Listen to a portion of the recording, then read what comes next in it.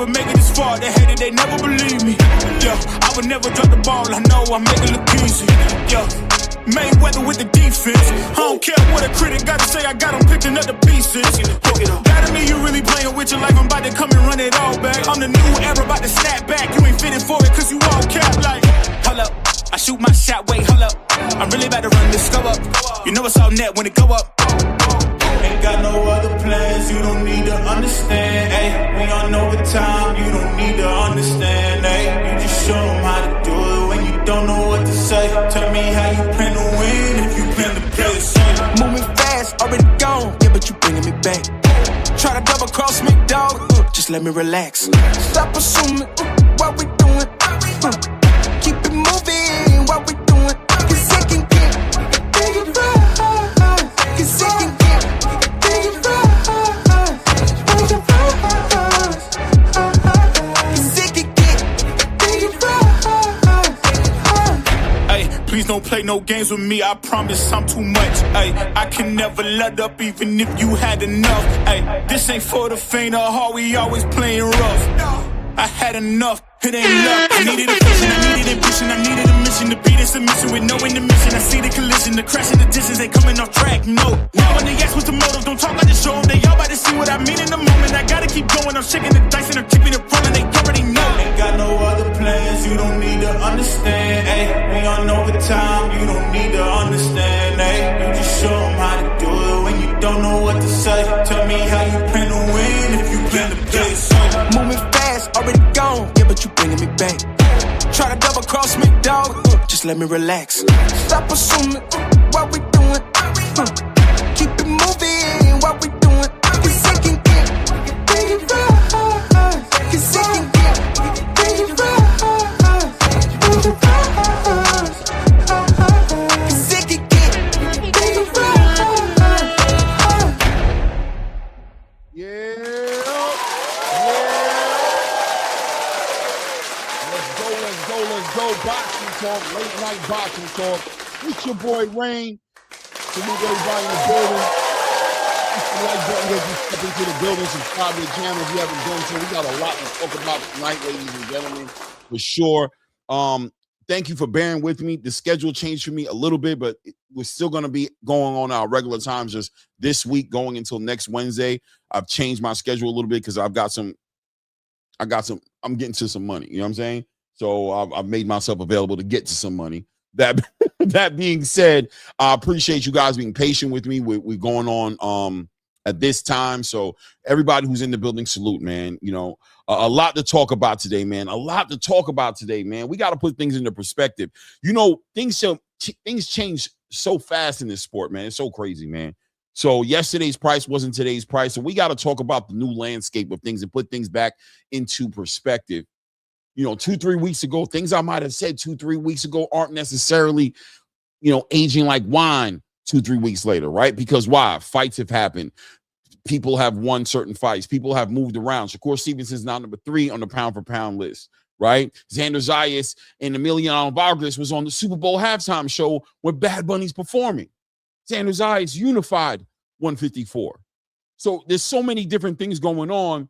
We need to take our time, take a look at the landscape of things, and really speak about what's going on right now so we can get a real good hold on what to look for to happen next. Guys, you know, next week we're rolling into Mario Barrios and Ryan Garcia figuring it out for that WBC title. That's 147 news going on right there. But somebody's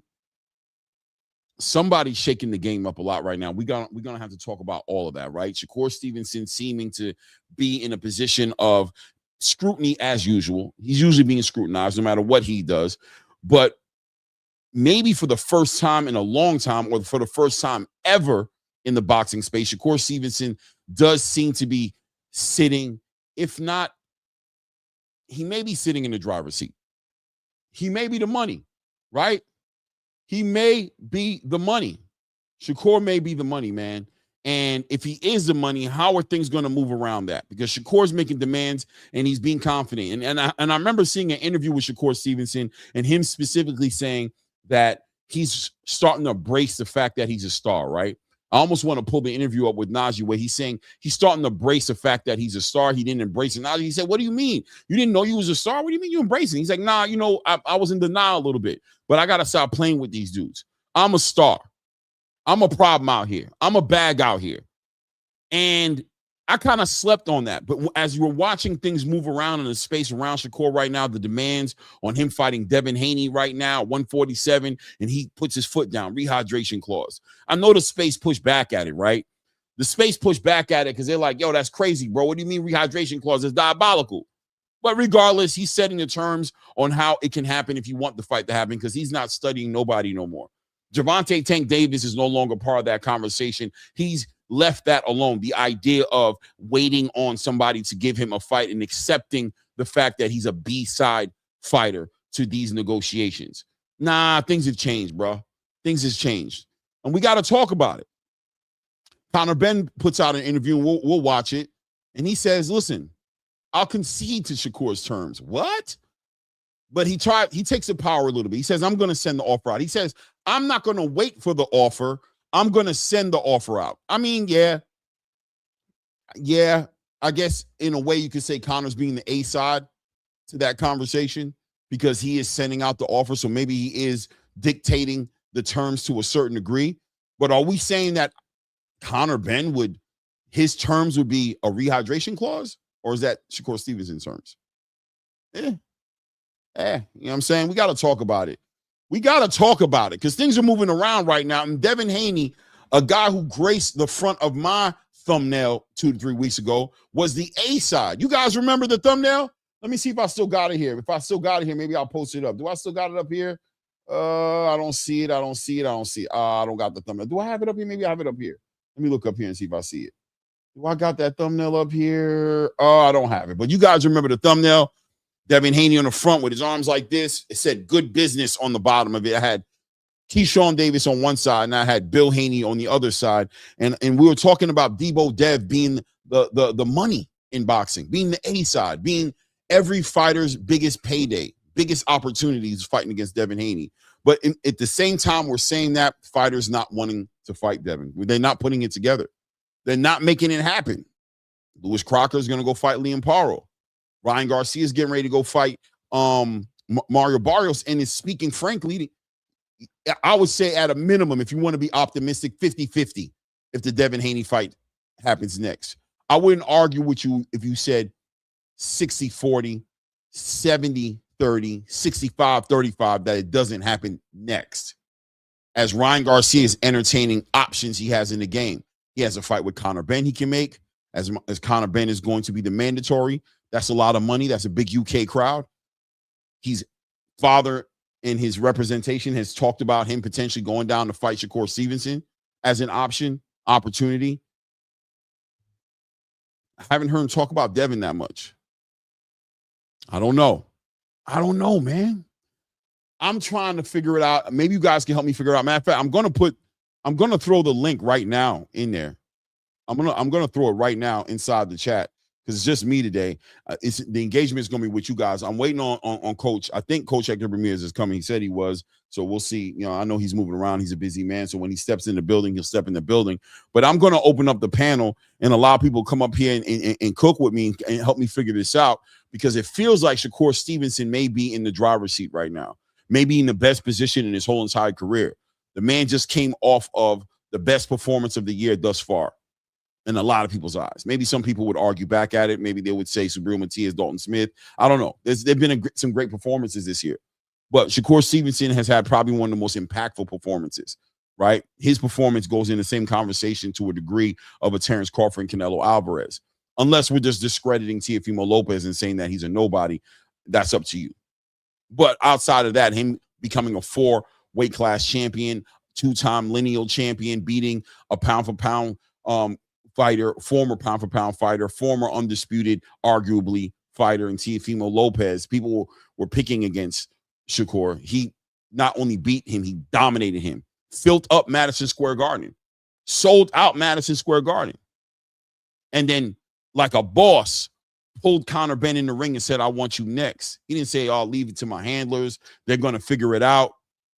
Nah, he did the boss move. He put on the performance He showed the world that he's that guy, and then he called out his next opponent. Said, hey, Max, give me a second, bro. Step to the side for a second. Where that guy Connor at? Bring your ass here. That's old school. Ooh, diabolical. That's old school right there. That's old school right there. That got the people. What did Will Ferrell say in that movie, The Blades of Glory? Get the people going. It gets the people going.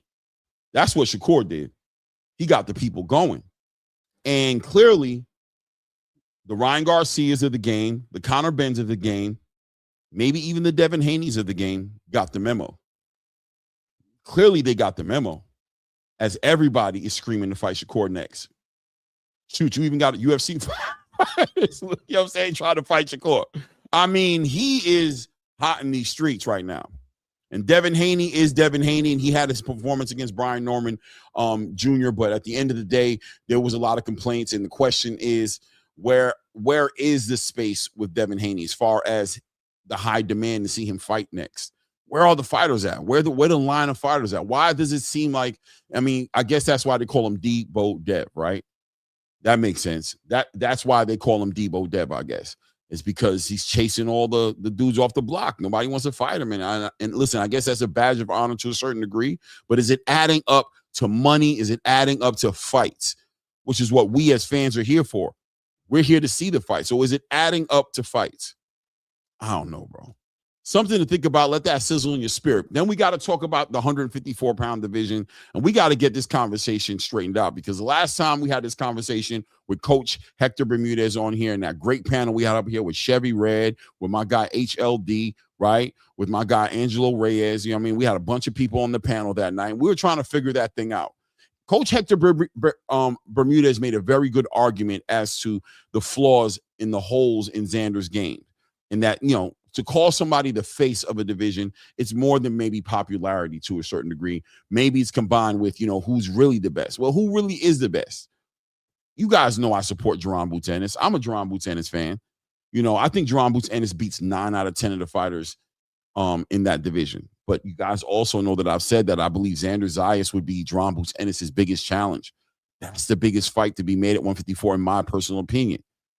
Now, on the back end of Virgil Ortiz Jr. and Jerron Boots Ennis looking like it's getting ironed out, and it looks like it's going to be happening in April, that fight is a fight that's clearly in high demand. But I happen to personally believe for myself that Xander Zayas is the bigger challenge, is the most stylistically challenging fight for Jerron Boots Ennis. And that fight can go either way.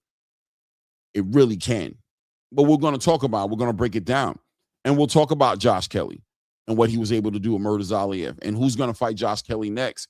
And if Xander Zayas is truly the one who's going to fight Josh Kelly next, then, oh, man, it's kind of hard to argue against the point that that guy is the face of the division on the back end of being on the Super Bowl halftime show with Bad Bunny. Ugh. Kind of hard. It's kind of hard, man. Mine yours said, yeah, HLD, he's supposed to be coming. I'm going to send him the message again. He told me that he was definitely going to be there, so I'm hoping he is going to be there. Manyor says he's definitely in the drive. I thought, man, I got like dyslexia, bro. I thought you said he's definitely not in the driver's seat. Yeah, Manyor's Shakur, man, it is what it is. Ill Will 085 salute, man, says Shakur's a star. Dude had a hand injury, still was fighting, and almost got canceled out of boxing. Come back healthy and smash the pay to NTO. It's time for Shakur to get these dudes. Oh. And the conversation of Shakur and Devin Haney, and whether or not that fight needs to be made next, and how it looks when that fight happens. You know, a lot of people in the space are shaking up the space because they're saying that this is diabolical that Shakur Stevenson is looking for a rehydration clause. I don't think it's as diabolical as people are saying it is, but I get it. And the big question I ask myself is, can Shakur fight Devin Haney without a rehydration clause? Is that something he can do? Like, I mean, I'm sure he can do it, but is it petty of him? Should he fight Devin Haney without the rehydration clause? Guys, he just fought at 140 pounds in a division where he went up in weight and said he was planning on going back to 135. So taking all that into consideration, am I mad at Shakur Stevenson, who's not calling out Devin Haney, by the way? He's not the one calling out Devin Haney. We got to make sure we put that on point and make sure that resonates through the space. He's not calling Devin Haney out. He's answering the call of a fan base that wants to see him fight Devin Haney. And I think there's some leverage there.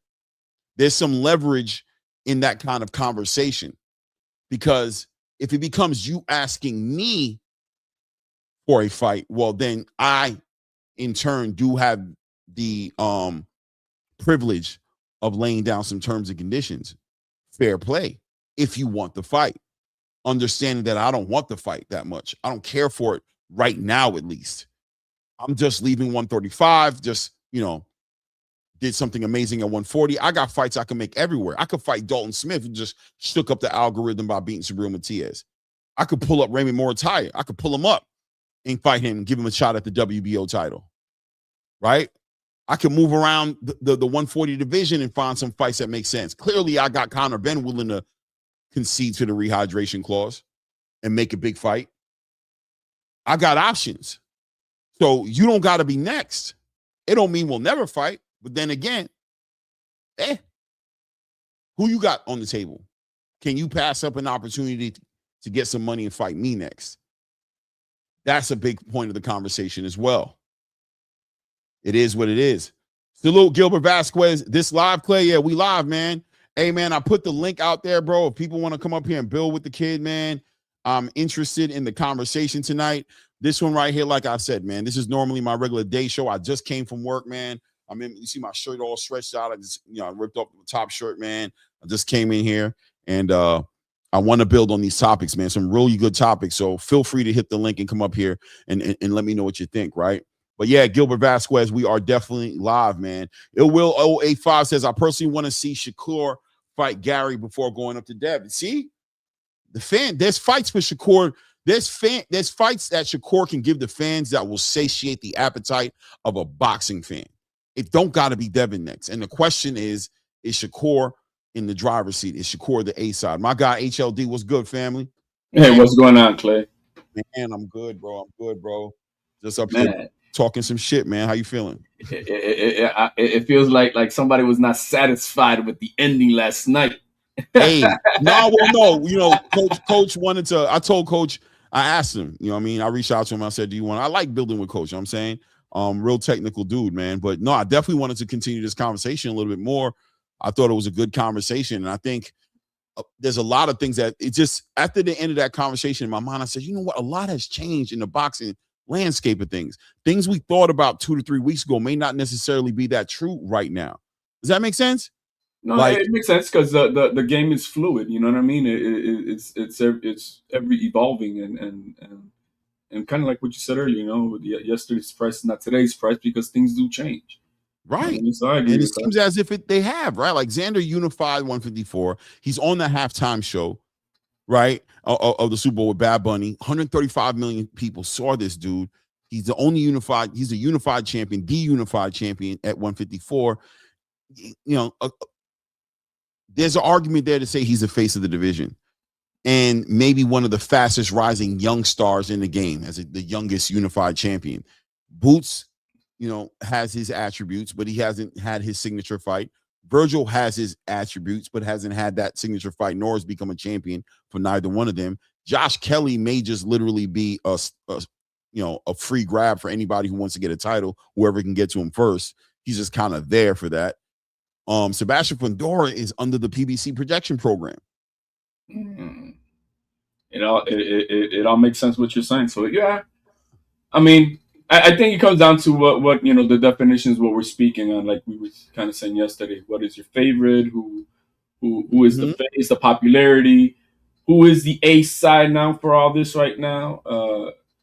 I'm sorry, I think Xander is a shot caller at 154. That's the bigger part of the conversation, right? H, like, bottom line is, who's the A side to these negotiations? Who's the A side to a big fight in 154? It's got to be Xander. It's got to be Xander, and yeah, we want to go back and forth about competition, all that stuff. I still thought some other points yesterday after we finished yesterday. I'm like, hold on, man, we giving other guys all this credit, and I'm like, but who are these guys and what have they become after that and whatnot? So, I think the division is still wide open as far as who's to be the best. I think we could wait. That's to be proclaimed. Right. But the guy who's leading the pack right now, to me, is Xander. He's the leader of the pack. He's the one who's got I 2. agree. Now we're trying to go for 3. What are the rest are doing? I'm We're in just full talking about agreement, man. fighting. We're just Facts. talking. Yeah, soon, blah blah blah. When are they going to sign the dotted line and get in the ring? We don't know that. I know that Xander's already projecting his next guy. Yeah, he's looking at Josh Kelly. It looks like he's looking at Josh Kelly. Yeah, And that fight may be happening. I don't know how Eddie Hearn feels about that personally. I think that's also a little bit of an inner war because who do you think if it was up to Eddie, what would Eddie do?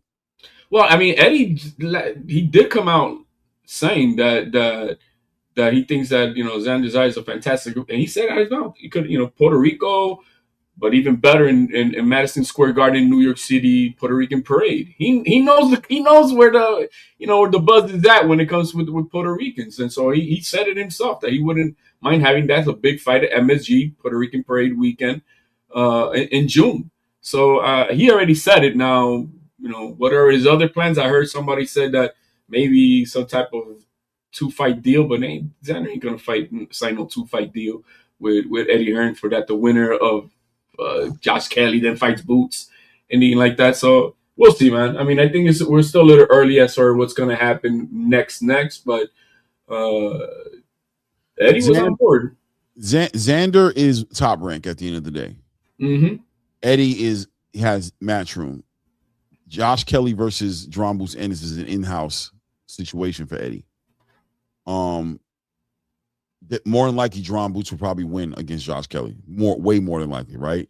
Mm-hmm. Who would you rather? Does Eddie value controlling one of the belts, controlling one of the sanctioning body belts? And if he does, how confident is he that Josh Kelly is going to go in there and collect 2 belts off of Xander?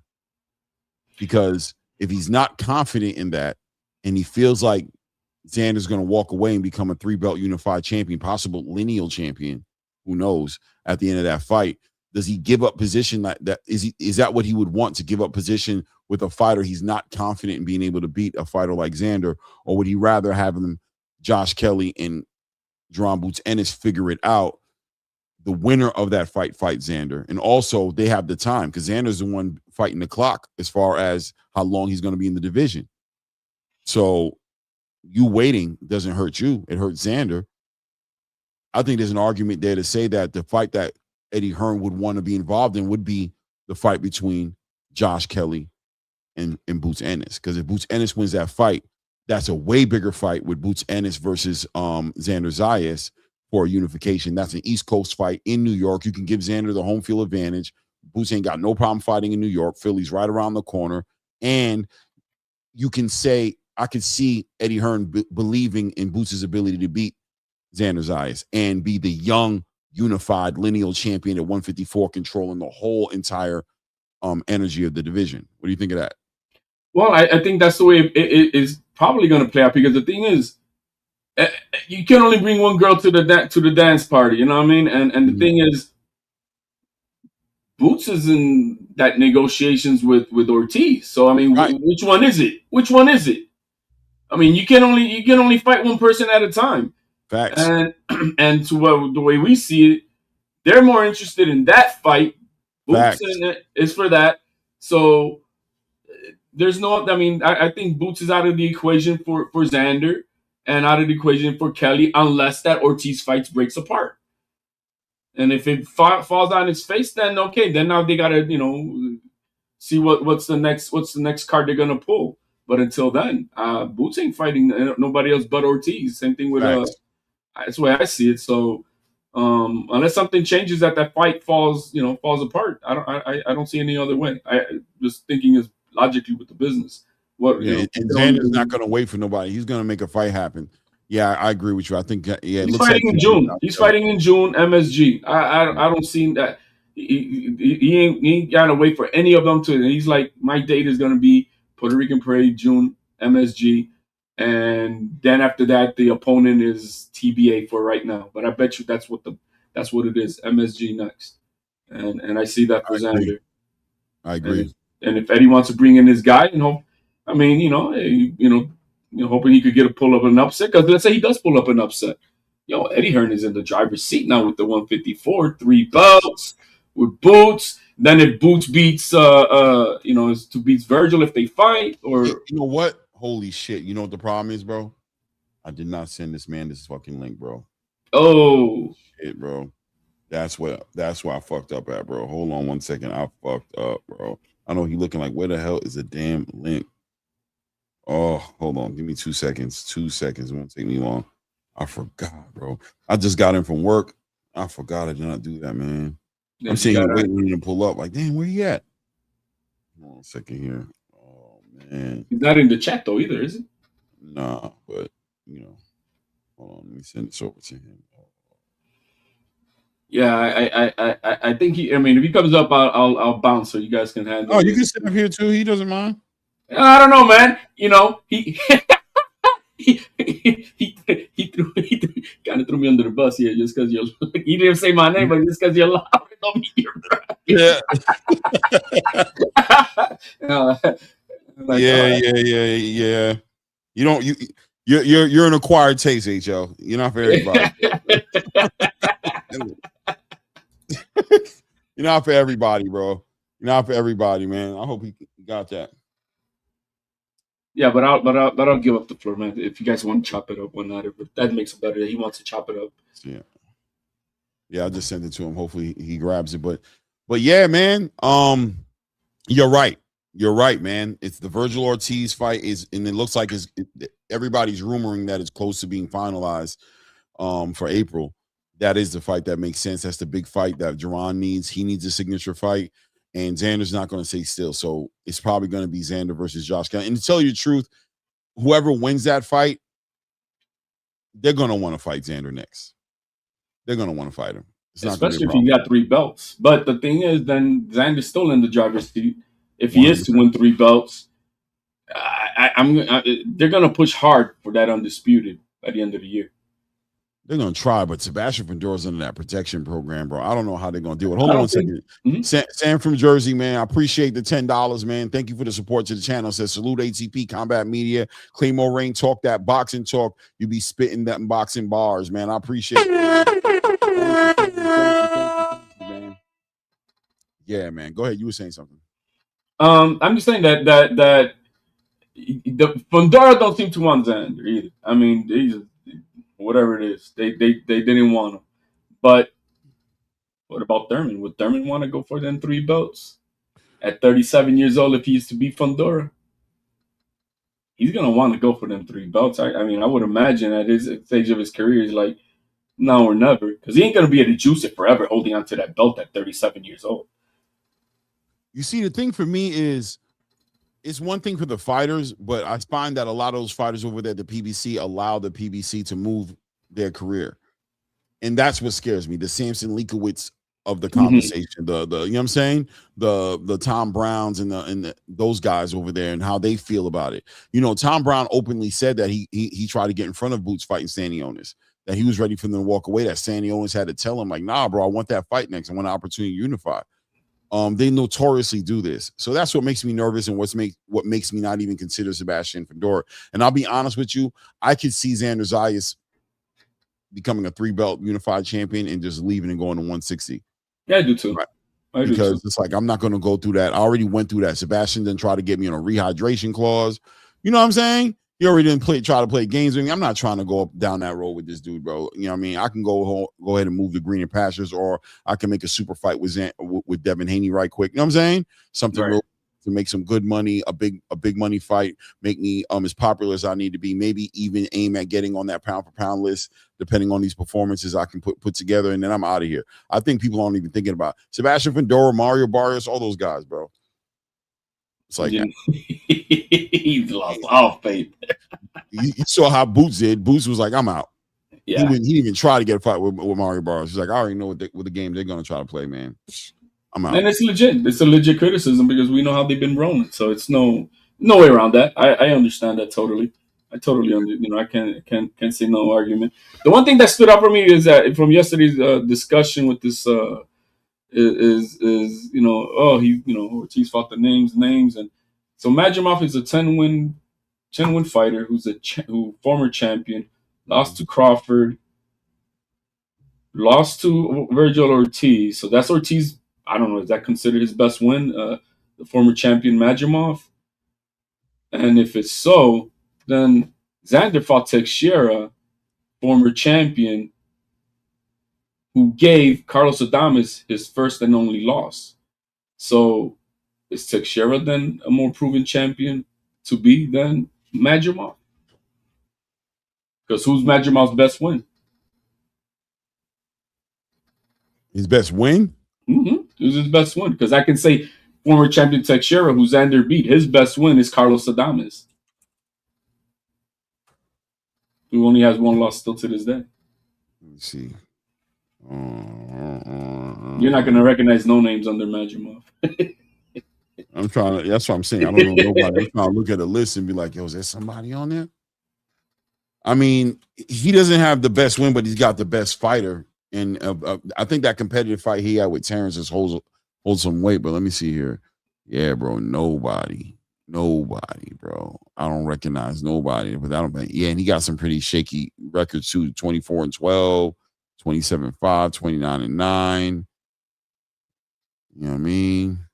He got some decent records on 35-3. 12-round fights. He started fighting 12-round fights. By his fourth fight, he was fighting 12-rounders. I would say that Ortiz is, I mean, he has more than we go back to the popularity. Yeah, names that because, you know, he fought Crawford and Bohocha gave him a hell of a fight, but then after that we saw him fall off the face. So I mean, he has just a known name, but I don't think it was an elite name. I don't think it is. It says equal as Teixeira to me. That's what Madrimov is. So aside that, man, I think it's all opinion. I heard you now talking about what's going to happen with Shakur and what's going to happen with HANEY. Right. Well, I mean, yeah, definitely getting into that. Hold on. Ill Will 085 says Boots will petition WBC for his mandatory. Okay. The WBA intern will officially be defended, and he'll be able to petition the WBA or go to Kelly Robb. Boots just got to worry about Zayas dropping and leaving. Yeah, that makes sense. It will. Yeah, on the back end of a victory with Virgil, he'll have that WBC interim. He has a WBA interim. He's in position to make a lot of big fights on the back end of that. He could petition today. He could petition today. What's the wait? He could petition. He could petition to be the mandatory today. I don't know for Xander. Yeah, right. He's the WBA champion, right? I think it is interim. So he could do it today. You know, it's the same thing with with HANEY. I mean, yeah, you know he's fluid, all right. Then you got the WBO. You could petition today. Right. You know, but they won't. They won't petition. So I mean, it's a lot of all talk, and I don't get into all the call outs like that. You got to understand the business and where it lines up for these guys to really fight, because it's not about competition. It's about what lines up for the stars in the business side of it. And Eddie here knows what he's doing on the backside of that with playing chess. So right. He's moving accordingly. And plus, you know, Xander's holding so much weight. I don't think Eddie wants to be at a negotiation table like that. He likes to be at the table where his fighter has just as much, or at least has a good amount of weight, to where the terms are more fair and more favorable to himself and in his fighter. You know what I'm saying? So he doesn't want to go up on a negotiation table with the unified champion in Xander Zayas as a challenger, as a B-side. He wants to go up there with something that Xander wants as well and be like, listen, I'm also bringing something to the table that you want. Let's be honest. You know what I'm saying? Yeah. So, the other thing is with Virgil has the WBC interim. He could have petitioned to try to get this fight. He had 2 times already that he could have tried to get Xander. He's got the WBC today interim. I don't hear him was trying to petition Pandora for his belt. I don't know what these guys are. I don't understand what's the game, because you still need the belt. I think you need the belt to come into the table to make a big fight. And these guys without a belt, they're gonna be the B side of, unless Turkey gets involved with Top Rank and then try to make a fight, on a ring card for Xander and the strength, right? Yeah. Ill Will says, why would Boots petition the WBA if he's fighting Virgil? Yeah, well, I mean, I agree. I think at the end of the day, it's one step at a time, and I think the victory over Virgil puts Boots in position to be able to petition anybody he wants, because Virgil is sitting on that WBC title. The interim title. So if Virgil loses to Boots, Boots gets that belt, and boom, now he's in position to petition Sebastian Fundora or the winner of Xander Zayas, Josh Kelly. We're unifying interim belts now, man. This is crazy. Yeah. Yeah. Interim belts unification because that's what's gonna happen. It's not supposed to be that way. It is not supposed to be that way. The rules actually, I think from the WC explicitly said you cannot unify with the interim belt. So, but they're gonna allow it again, I guess, or they've already I'm allowed about to it. say, Before. he did that with David Benavidez, kind of, right? Yeah, Interim title, and he got elevated to a full WBC champion. They changed the rules. WBA. They changed them rules as the business sees fit. Yeah, bro. I mean, and that's the problem with the sanctioning bodies, right? It's a consistency of all this stuff. You know, this stuff just becomes real messy because you want to reference. It's kind of like being in the courtroom and be like, I reference Lewis versus Jefferson 1927, blah, blah, blah, blah. And that holds precedent in the case. And it's like, oh, true, we did vote that way. We did judge that way accordingly. So we have to hold them to the same precedents. Here, it doesn't hold the same weight. No, it doesn't. And I think out of everything, I think that's the number one thing that bothers me with the sanctioning bodies is the inconsistent of being consistent across the board. And something should be kind of like already like it's common. This is common. This is what happens always, and that's the way it should be. I guess there's some certain little small circumstances here and there that can change the game, but certain things should be consistent always. Like you don't have to guess at it. Are they going to do that? No, this is what happens always, and they don't do that. And that's what out of everything, sanctioning fees, all that stuff. I don't that doesn't bother me at all. But is the consistency across the board to where we know what's going to happen next. The money game, that's just not.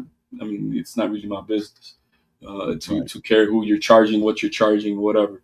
Just across the board, make this happen. Enforce your mandatories, enforce your sanctionings, enforce that if your guy does not want to take a fight, he gets dropped out of the ranking, for an example, and like that. But everything else, as far as the fees, I really don't care. I just care that they supply the rules consistently so we can have a mandate of how we know things work. And nobody really knows. We don't know how it works.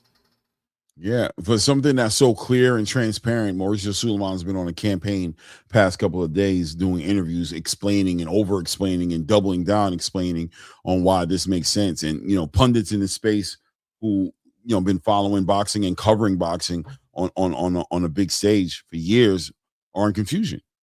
So it's not that transparent, right? Those guys are like, we don't get it. What? Explain that again. And then what happens? And then, oh, since when? Well, what about this fight where blah, blah, blah? Oh, no, that was different.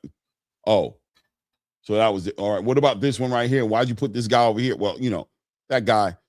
What? So I listened to the Mannix and Mauricio interview in the clip how he's for me to understand what was happening and how Shakur got stripped.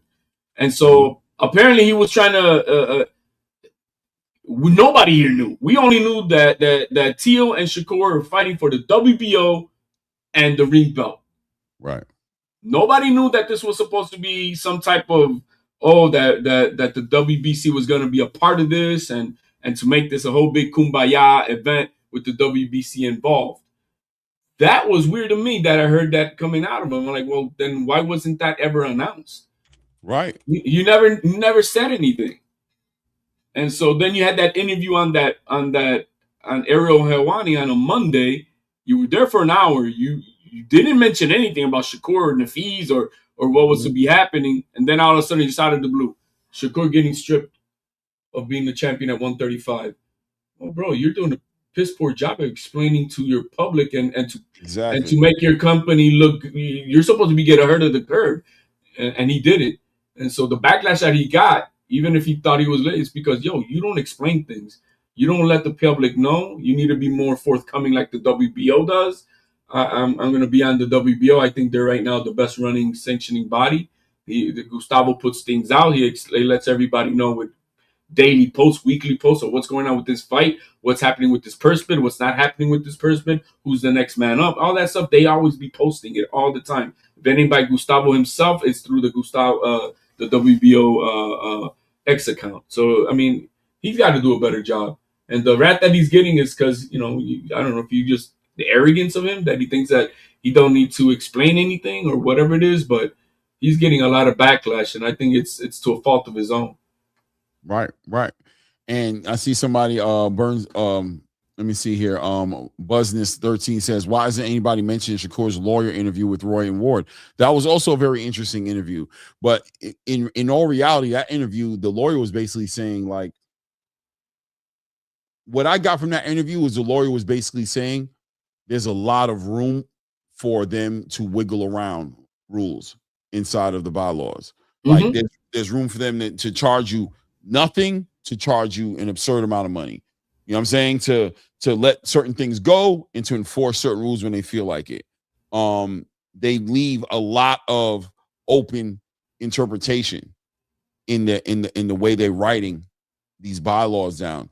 And he's just making it clear, like, bro, whenever they do what they do, it's because they want to do it, not because they have to do it. This whole entire narrative about it's the rules, that's when they see fit to do it. The reality is they don't have to do the things that they do when they do it. He didn't have to strip Shakur Stevenson 2 days after he won that fight.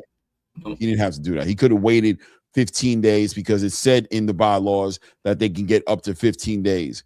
You know what I'm saying? To figure out what they're going to do. You did what you did out of spite. It was petty.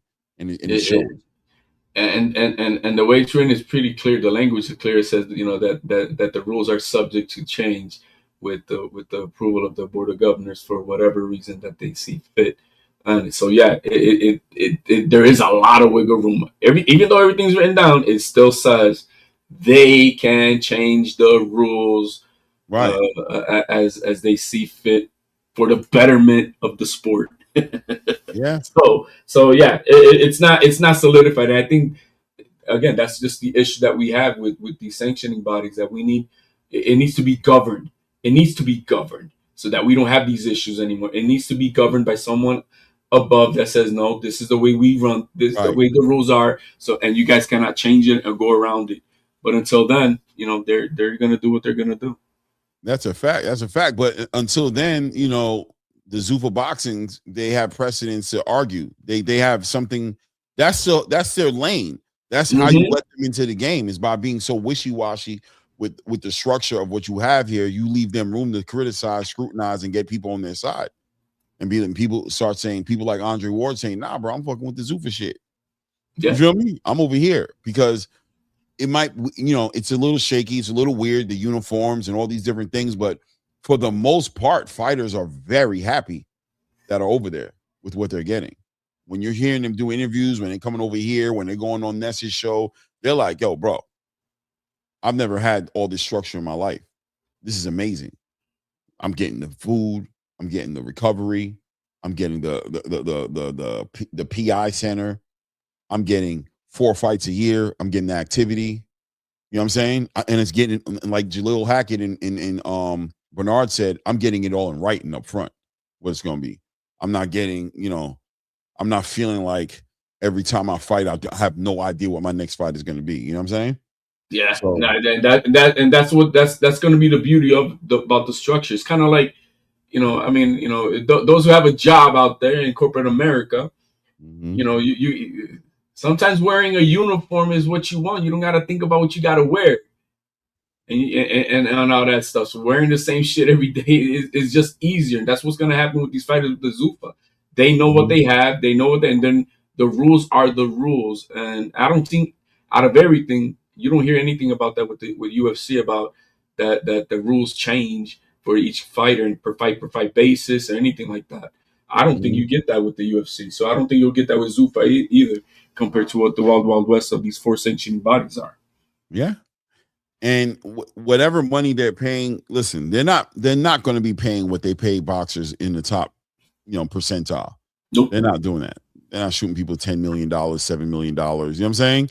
$20 million. They're not doing that. But the 95, 97 percentile, do you think that they're getting competitive wages? Bro, they're gonna love it. They're gonna love that they're gonna get a schedule. They're gonna love that they know how many times a year I'm slotted to fight this year. They're gonna love all of that, you know, and to know when's that next fight. I think that's really important, you know, because a lot of these guys just don't know what's happening. So then what? You know, I mean, we make fun of the Josh Padleys, for example, right? Oh, he's an electrician. well, they may have to get a regular job in the meantime because they don't know when that next check is coming through.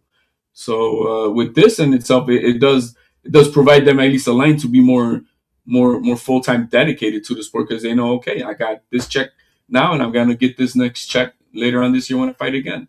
So I think it's gonna work out. It's gonna work out for a lot of the 97 percentile, like you just said, and when you got guys out there like Robert Garcia with such a big gym with a lot of young talent, and he's advocating that he believes this is awesome for them. Mm-hmm. Out of everybody speaking this, I think that's the name for me out of right now.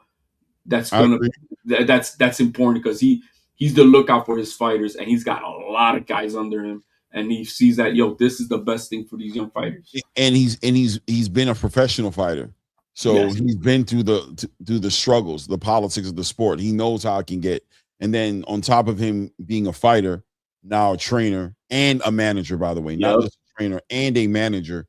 He definitely has on the ground perspective on like, nah, bro, you guys don't know what we go through trying to get these dudes active, bro. Stop playing with me. Mm-hmm. You know what I'm saying? He's like, you don't know what we doing. I'm out here doing shows. I can't even really give them no bread. I'm shooting them like little change, you know what I'm saying? Just to keep them active, keep them inspired and motivated, continue boxing, to not go and go get a job and walk away from this completely because they got families to take care of, right? They got all these different situations that they got to look at. So I'm not finna play no games with an opportunity my fighter to get money, get exposure, you know what I'm saying, and have purpose for what he's doing in that gym, because otherwise you up in there beating yourself up in that gym and running, 5, 7, 10 miles a day, whatever you're running, for nothing. You beating your body up for what? You don't even know when's the next. Yeah, it's exactly that. I think it's going to work out overall with the consistency that we get out of ZUFFA and that we're doing it. It's going to be perfect? No, it's not perfect. No league starts off perfect. And there's a starting point, and that's where they're at. And as things evolve, they'll probably change things up and make it better and better and whatnot. So we'll see how it turns out. Yeah.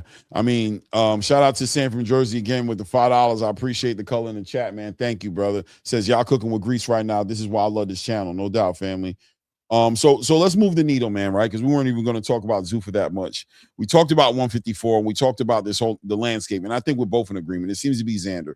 Xander seems to be the guy that's the face of the division, without a doubt, man. He's just why is he hated so much, or hated on so much, or slighted? You know why? Because everybody has their favorite going into the conversation, and Xander kind of feels like he came out of nowhere. You know what I'm saying?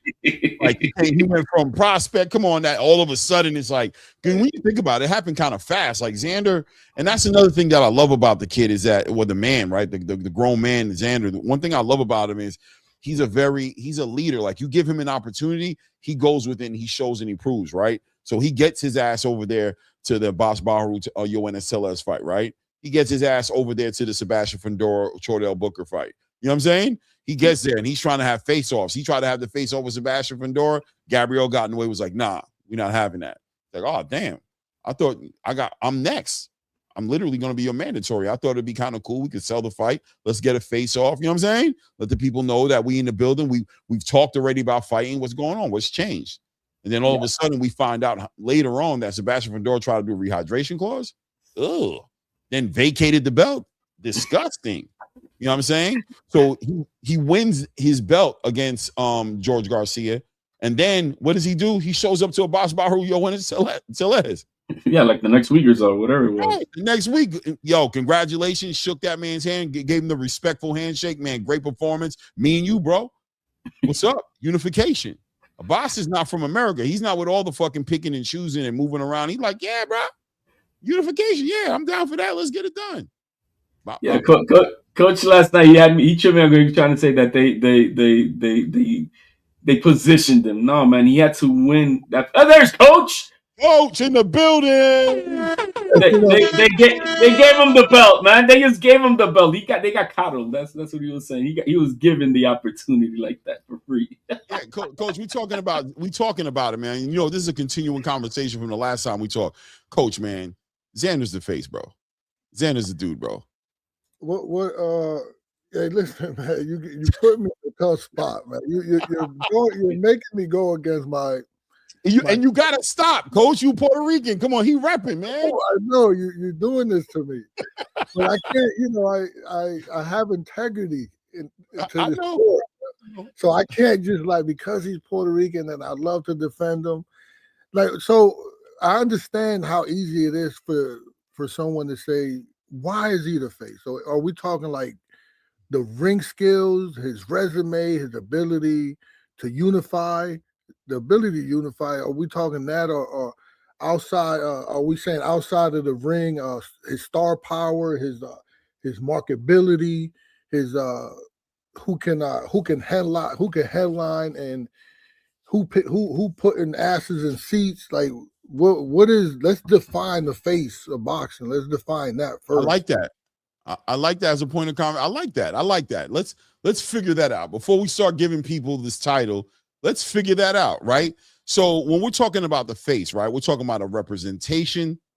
We're talking about a payday, right? The biggest opportunity for anybody in that division.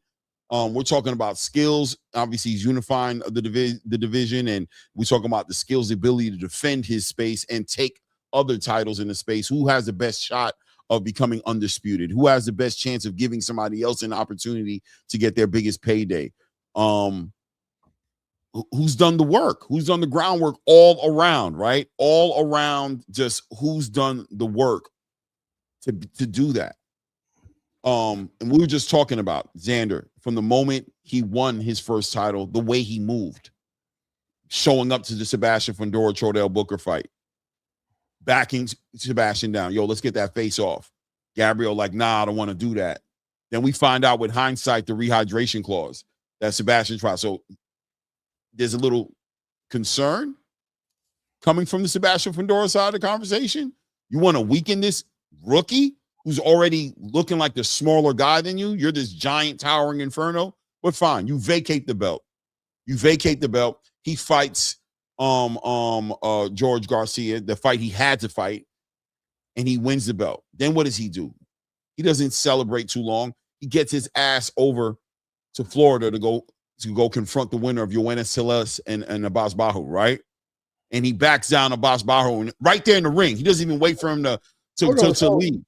Wait a second. So are we just saying he's, because you're describing him? Are you going to describe? We can go the other way too, but we got to give him his flowers right quick. Please, I'm waiting for that because we've been doing that for 2 shows. Okay, all right. So we know what he did, right? So all right. So let's talk about Jerome Butenis, the fighter I like, right? He comes over from 147. He turns down 2 fights with Virgil Ortiz that Turki Al-Sheikh was offering him. He comes over, and in the second fight he turns down, instead of fighting Virgil, he takes a tune-up against Usama Lima, right? Knocks that guy out inside of the first 2 minutes, minute and a half of the first round. Now, he does something great. He gets his ass over to Texas, and he makes sure he's outside the ring for Erickson Lubin and Virgil Ortiz. And he goes in there and he makes a spectacle. I thought it was one of the biggest situations I've seen in 2025. It made me excited going into 2026. He confronts Virgil Ortiz. They have that great conversation. So now he's trying to make the fight happen, but Oscar gets in the way. So he's kind of frozen. He's kind of frozen in time right now because it looks like it's going to be Virgil right now, but if it's not Virgil, it's going to be a corny fight that he's going to take because everybody else is tied up. Xander's looking at Josh Kelly, right? Bachram is no longer a champion. Josh Kelly's a champion. Sebastian Fundora's under the PBC protective custody program, so he's not going to get that fight. Then let's go to Virgil. Virgil made some fights happen this year and last year, shall I say, but I can shoot holes in the fights. But at the end of the day, he's caught up it seems like until Virgil and Jerome Boots Ennis figures it out, we can't make either one of them the face of 154. You know what I'm saying? Like, they got to figure out their shit. They just can't be the face yet. And so they can only be one. Highlander rules, right? We can't let them, they got to figure that out. Xander and Sebastian, I don't even want to talk about him because I really don't. Because I'll be here it'll look like I hate Sebastian Fundora. If you want me to do it, I'll do it. But I'll let you talk about Sebastian. Tell me what Sebastian did at 154 that's so special. So Man, this is like a continuation of the last show, and I have to say what I have to say. I think you can mention that right now 154 is fragmented. I think it is. I think for Sebastian Fundora, I think he holds the major belt at at 154, right? Xander is already a world champion. He's unified. Fundora was already a champion before he became unified. So he's there, right? And he deserves to be there. He beat some people. I can't, like, off the top of my head. I know. I'll tell you. His last fight was Tim Tszyu, right? A shell of a man. Yeah. Listen, you can't say that. First of all, you told me to do it. Yo, Tim sat down in the corner and didn't come back out, bro. That man was good. He fired his whole team after that fight. He fired his whole team, bro. If this was the court of law, I'll be like, objection, Your Honor. He's speaking when I'm speaking, and he's redirecting my words. Or that man fired his whole team, and he came back stronger. He beat my guy in his last fight. Okay. Which my guy is very inexperienced. Okay. Okay. So, but when they signed the Tim Tszyu fight, the first fight, remember he did something that you have to give him credit for. Okay. He took it on late notice, and at that time, Tim Tszyu was the beast. Facts. Right? When that contract was signed, Tim Tszyu was a beast. Facts. And Facts. And sometimes we got to see like what they did afterwards too, because when Tim Tszyu lost to Sebastian, and he showed a lot of heart. He showed a lot of heart fighting with the cut and all that. Mm-hmm. I think he came back to get knocked out. Then he fought I think Spence. What's his name? Spencer. Joseph Spencer. Talking about Tim? Yeah, which was a decent Joey fight. Spence. Yeah, Joey Spencer was a decent fighter, and he won. He pulled him up like 12 weight classes, but yeah. No, really, no. He had like one fight. I think. Let me pull it up. He was a little guy. HLD should be able to help me. Yeah, he was brought up. He was not a. Yeah, he was 147. Yeah. Hold on, I'm gonna tell you right now. Actually, I think he started out at lower than that. Like 135. Yeah. Hold on. Really? I'm gonna pull it up on the screen. Yeah. And once again, the face of boxing, right? The face of 154, right? Who's moving right? Who's moving like a boss? We got that's part of it as well, right? So let's pull up Tim Tszyu, and Joey Spencer. Hold on, let me pull it up on the screen right here. Let's see. I could be wrong. I thought he was bigger. I thought like he fought. I don't think he fought at 147. I don't remember. I know. Oh no, he definitely fought at 147. Hold on, let's pull him up right here. Here he is, Joseph Spencer. There he is. Look at him. Good looking kid. Let's see here. Oh no, you're right. Yeah, I don't remember him fighting at 47. No, yeah, he fought at 150. Right. Yeah, you're right. I mean, that's nothing else. No, you're right. No, I thought he was a smaller guy. Who was a smaller guy then? Oh, it was Keith Thurman. Oh, we're confusing with that other kid. Yeah. Yeah, it was Keith Thurman. It wasn't Tim Tszyu. It wasn't Tim Tszyu. We're sorry, man. All white boys look alike sometimes. Sorry, guys. Hey, man, you guys are always confusing us. I had it too. I had the same thing too. It was that guy. It was that guy that came up. Okay, so he fought Joey Spencer, who only had one loss at the time. Okay. So remember, like, we're talking about the face of boxing. So right, we face of 154, right? That doesn't mean that you always fighting the best, right? Because we don't have a Canelo type figure at this weight class. Mm-hmm. So we're kind of like reaching for who's the face of boxing at a weight class that's, we don't have a lot of talent there. But the conversation is the conversation. But I think whoever will win from out of Fundora and Zayas, that type of clash, I think we could start, saying who's really the face. So that I think the argument would be from Fundora to Zayas, right? So I think Zayas got crossover appeal. I think he's a good-looking kid. He's sharp when he talks. I also think Fundora does. He kind of like a geeky, nerdy kid. But he has no stage presence. His interviews are milk. Yeah, you have to think like there's a lot of people like I have a kid named Thomas Blumenfield. He's a white boy. He's a Canadian kid. He's a white boy that absolutely could get bullied. He's a chump. So when he get in that ring, he fights, right? And I remember he was in an interview and they asked him, "Hey, what's your favorite, pastime outside the box?" And he go to sleep by 9 o'clock. He's sleeping, and he lives in the gym. All he does is train all day. All day. He gets up at 6 in the morning, go back to sleep, gets back up. He's down here at 1 p.m. He goes back to sleep, and he's down here at 7 p.m. But I say that to say that when he said, "Oh yeah, my pastime, I just like walking my dog," like I thought it was like the lamest answer.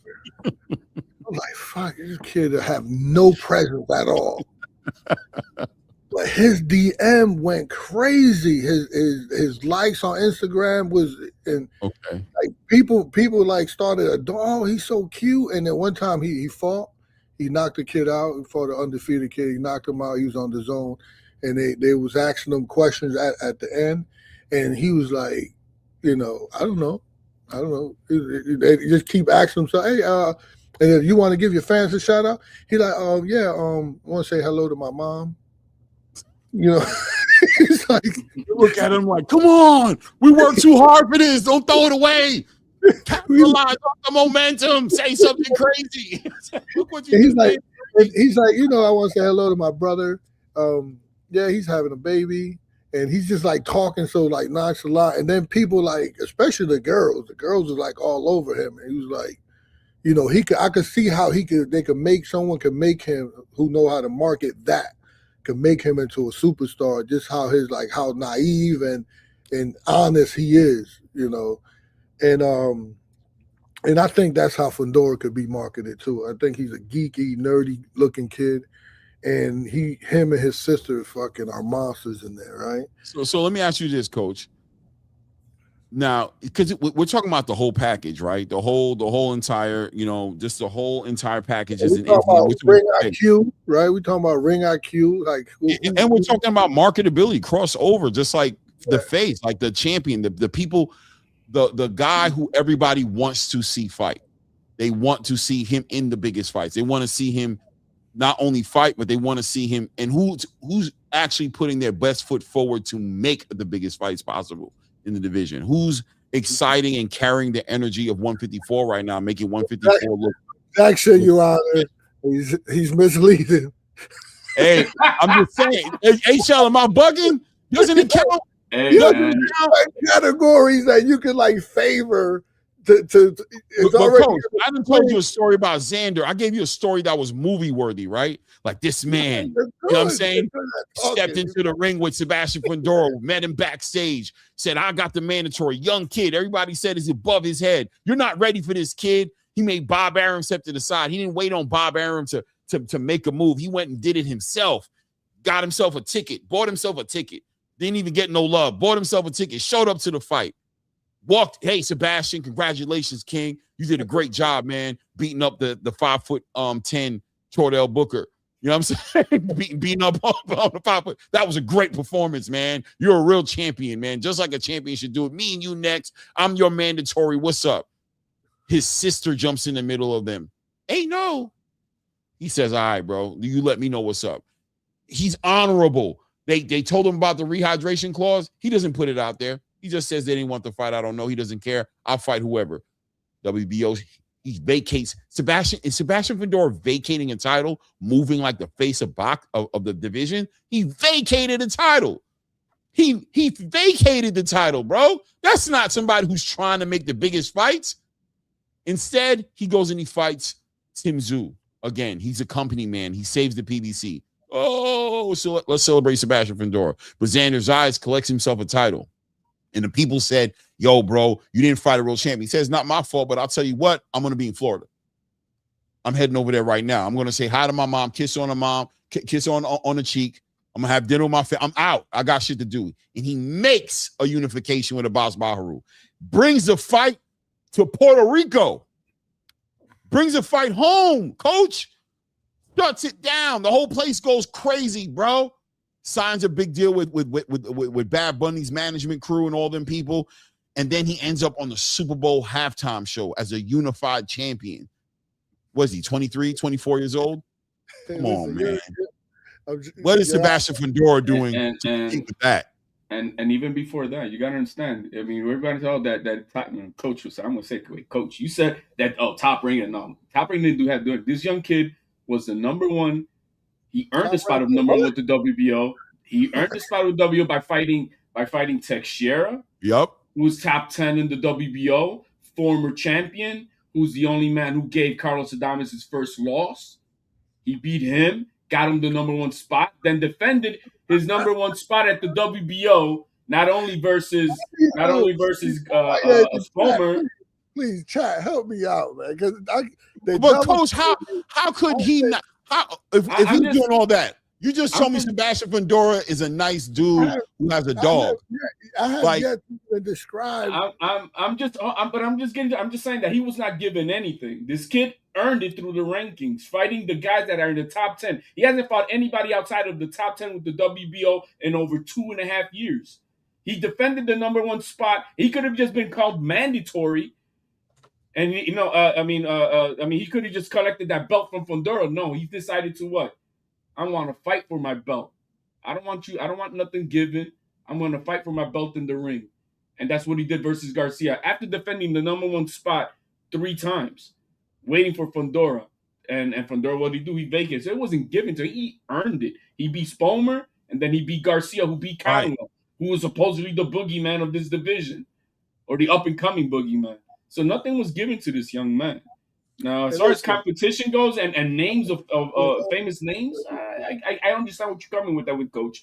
That the other guys had bigger names because they fought the Crawford. That's the only name I can say because he fought Crawford with Madrimov. But Bohachuk is not that guy. Okay, listen, Xander Zayas, my countryman. He's the polished new star. I could understand that, but Sebastian Fundora is the reason 154 still feels dangerous. Right? He's like outpanned. There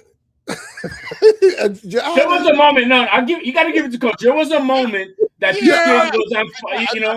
Wrong, but I'm just like, like, is he still that? I don't know. But go ahead, Coach. It changed. I need the chat to help me out because both of you guys are good, well speakers. And I'm not a good talker. I need the chat to help me out, man. Help him out here. Right. Sebastian Fundora. Let's look at his last 4 fights. Forget. He's a horror movie. I'm telling you, you can see him a mile away. He's coming, and you know exactly what he wants to do. Right. And somehow you still end up in that nightmare. Fight him on the inside. The boy's a monster. He's 6'6" or whatever he is. Fighting, he's a beast on the inside. There's nothing subtle about him. It's height, it's pressure, it's chaos. But that's what makes him like the such a necessary character in whatever weight class he'll got a cheat code. He's got a cheat code. We give him that. So Zayas is I say he's the future. And the business, but Fundora is I'm telling you, he's what it is right now. If he's an eyesore, that's what he is. He don't make no sense being where he's at. That awkward, ugly puzzle. Mm-hmm. You don't really know 154. I'm telling you, you're just renting space there. He comes to fight. But Coach, right? would you agree that Sebastian Fundora lost a little bit of his fear appeal when he asked Xander Zayas for a rehydration clause? I don't know that. I'm not privy to that information. Did that happen? Because Keith Thurman putting up chairs in front of him, like Keith Thurman kind of low key like trying to bully this dude, right? Like the little guy. He don't look so threatening no more as he once did. So Toledo Trice is helping me, right? He said you'll be hard pressed to find a Born Fundora fight. He's all action. Ain't the face of the face of. Here you go, Toledo. Come up here and help coach out. Toledo about to be on your side. He about to come in here on that Midwest. You called in the Midwest Mafia. Coach called in the Midwest Mafia. They popping up in suits and shit, all in the bar. What the fuck is going on here, Coach? Who are these people? Coach called in the cavalry, bro. They up in the building. Toledo came up in the building, bro. He about to pop up. It's about to get ugly. Look, you got to agree with Coach in the sense there was a moment, and it wasn't even for me. It was the moment what he did to Lubin, broke his face basically. That was the monster fight, but he was getting his ass kicked too. Boxing too, isn't that one of the categories of the face of boxing when you have to, like, how people, the appeal that you have? Oh yeah, no doubt, Facts. Coach, Facts. no doubt. So what he did to Lubin was I don't know if we could argue with the opponent situation, the resume. I don't know if he has the resume, right, that Fundora has. I think Fundora got a better resume. Could we agree or no? I don't know. I don't know. There it is. There's Fundora's resume right there in front of you, man. He beat Lubin. I give him that, but then got knocked the F out by Brian Mendu. So remember what resume. And he got knocked down by Lubin 2 times. Yep, Lubin was putting eyes. It was that, hey, it was a fight of the will on that one, but then after that, he got knocked out by Mendoza. He was getting smashed by Tim Tszyu for the first 2 rounds. I think everybody's seen that fight. Look how you're saying this. Look how you sound when you're speaking about him. Right? You're not being fair. I don't think you're being fair. Well, my guy doesn't have a loss or never looks as bad as Fundora ever has. He fought a boss, right? He fought a boss. That's his biggest win. When they signed that contract to fight Lubin, and when they sign that contract to fight Fundora, go back to then, and then go back to when they signed the contract to fight a boss. Two different. This is his best fight then. Yeah, 2 different feelings. No, Zoo was a hell of a fight. The first fight. He cracked his head open with an elbow. That fight don't even count. And he took him to a split decision. Bro. A lot of people thought Tim Tszyu won the fight. He got the fight on 2 weeks' notice. No, but he was prepared to fight Boachuk. He was ready to fight for that WBC title. He was already fight ready. And he's a taller guy. The southpaw Tim Tszyu's the one who had the disadvantage. He's the one who wasn't prepared to fight against his tall southpaw towering inferno. Okay, then you're saying that Xander Zayas got the better resume. No, I'm gonna say that if you want to then why are you defending it then? Because everything evolves as it keeps on going. Up to Lubin fight, that was a good fight that he put it on with Lubin. That was a great fight. There ain't no doubt about that. Even though he was also getting smashed. The thing is that with that Tim Tszyu fight, he got knocked out by Mendoza. Then that fight with Tim Tszyu, he was on his way to get knocked out by Tim Tszyu going into the. He was on his way. Coach, his nose was already a bloody mess. Let's keep it. Who won? Like, who won the fight? Like, I'm not. There's caveat to that fight. Into a tactical thing, like who got a better jab? There's caveat to that fight. There's a lot of caveat. I think 80% would say that fight should have been stopped. He was blind. He couldn't see throughout that fight. They couldn't stop the bleeding. That guy couldn't see jack. So we're talking about who's the face, who got more appeal as part of who's the face of 154. Well, I'm gonna say when he beat you forget there was another undefeated guy that he fought that was a good fight on paper. I forgot who it is. You guys got was it Booker or who? Nah, there was an undefeated kid. We talking about Sebastian right now still, or are we talking about Xander? I don't even know. I don't even like how you even ask that question. That question we talking about Sebastian. Right? Yeah, we talking about right now. We talking about Sebastian still? Okay, my bad. Go ahead, Sebastian. We'll go back to Sebastian. My bad. I was just asking. Go ahead, Coach. My bad. Just the way you act is like this is what we doing. So, This is, so here he we go. fought. There was a fight before. You guys got. I don't got box rec, so I don't. I'm pulling it up right here. I got you. Boom. There you go. Right there. There he is. Sebastian Fundora. Help me out, because these guys is getting it up on. Who was it? So one of these first three guys. Before Lubin, there was a big fight that he was in. Sergio Garcia. He took it to a decision. Yeah. Oh, so what was his record? 33-0. Oh, sheesh. I remember Sergio Garcia. He's a Samson guy. Yeah, this guy looks like a threat. Yeah, no. I remember that. Oh man, I just clicked on his picture, bro. That's diabolical, bro. So he looks like the guy. He's like the flamingo guy from Mike Tyson knockout fight. Active fighter, man. Super active fighter, man. Come from Spain. Is this guy? Yeah, yeah. He's a Samson guy. He's tough, right? He's tough. Okay. And he came to fight. It was a good fight. It was fighting. It was a good fight. He got robbed. I think that same kid got robbed. I don't know what. I don't know. So I know that he was undefeated. It was a tough fight going in. You gotta. That's how you rank. Like that's how you rate the fight. A lot of fights don't mature well, but you got to give credit to when the fight is signed. Mm-hmm. Right.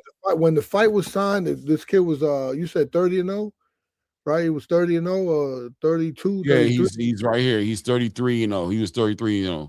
So when that fight got signed, right? It was it was a thing. So then Fundora, after that, he goes into a tougher fight with Lubin. And when that fight got signed, I think Lubin only lost once, right? To Charlo. Yeah, that's what I'm saying.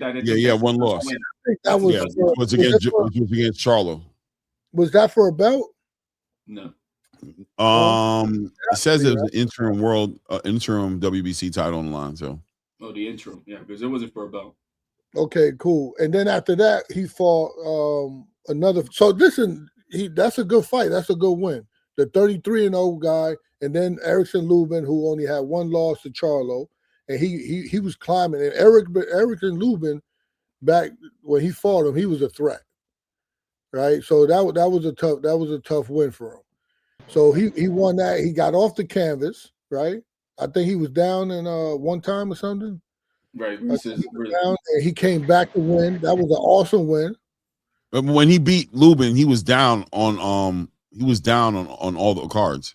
Was give him credit. But he made Lubin stop, man. He stopped Lubin, man. I got it. No, he stopped Lubin, but they saying that before he got stopped, he was down. Right, but he was down. I'm saying he was getting his ass whooped.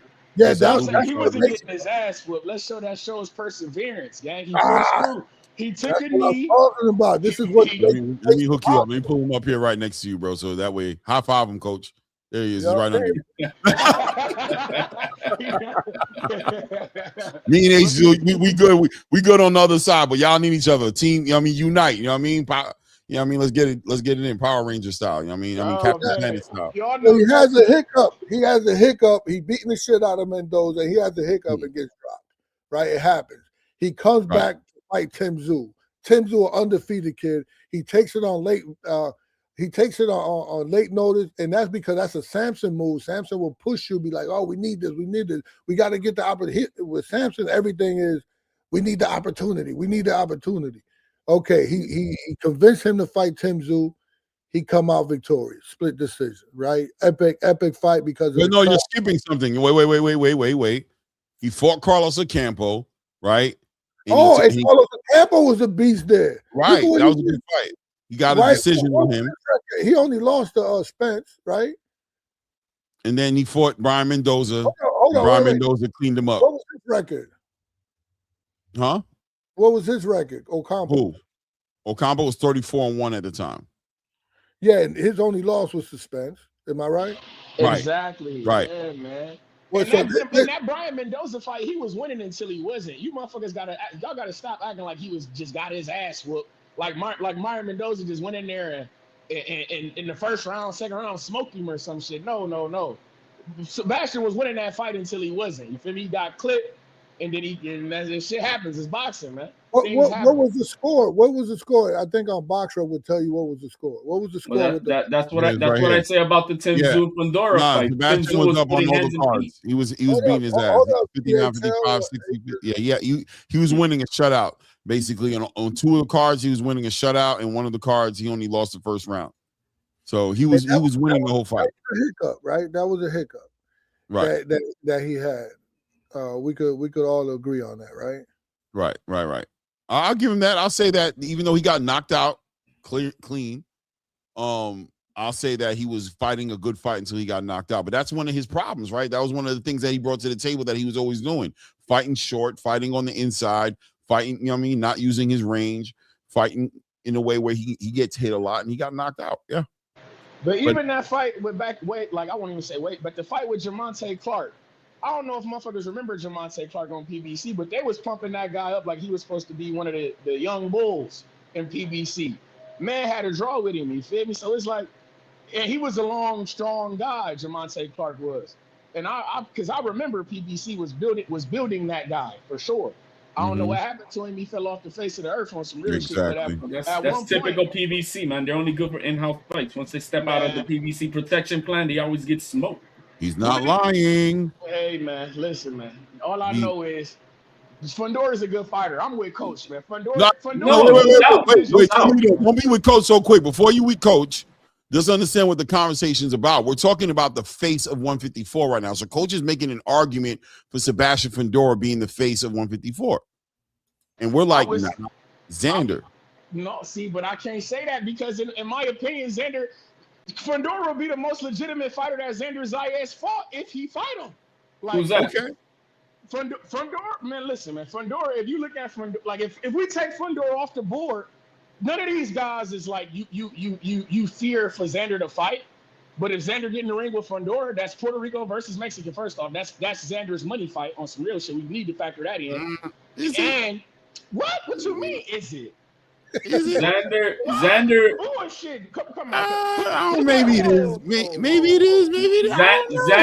No, we can think about. We can talk about a little more. We don't got to get to a conclusion so quickly. We can talk about a little bit. If we're talking Mexico versus Puerto Rico, Fundora, he's a bag for Xander. Yeah, but Fundora's not really Mexico. What? He's Team No Sabo, man. Come on, bro. He's Team No Sabo. He's a Harry Potter dude. Isn't Virgil really Team Mexico? Sebastian's more like team, like he's a Pokemon guy, bro. He's like a mountain man or something, right? Like that dude's out there, like he's like a homestead guy. When I'm watching man come out with sombreros and shit, I don't know if I even heard that man talk Spanish before.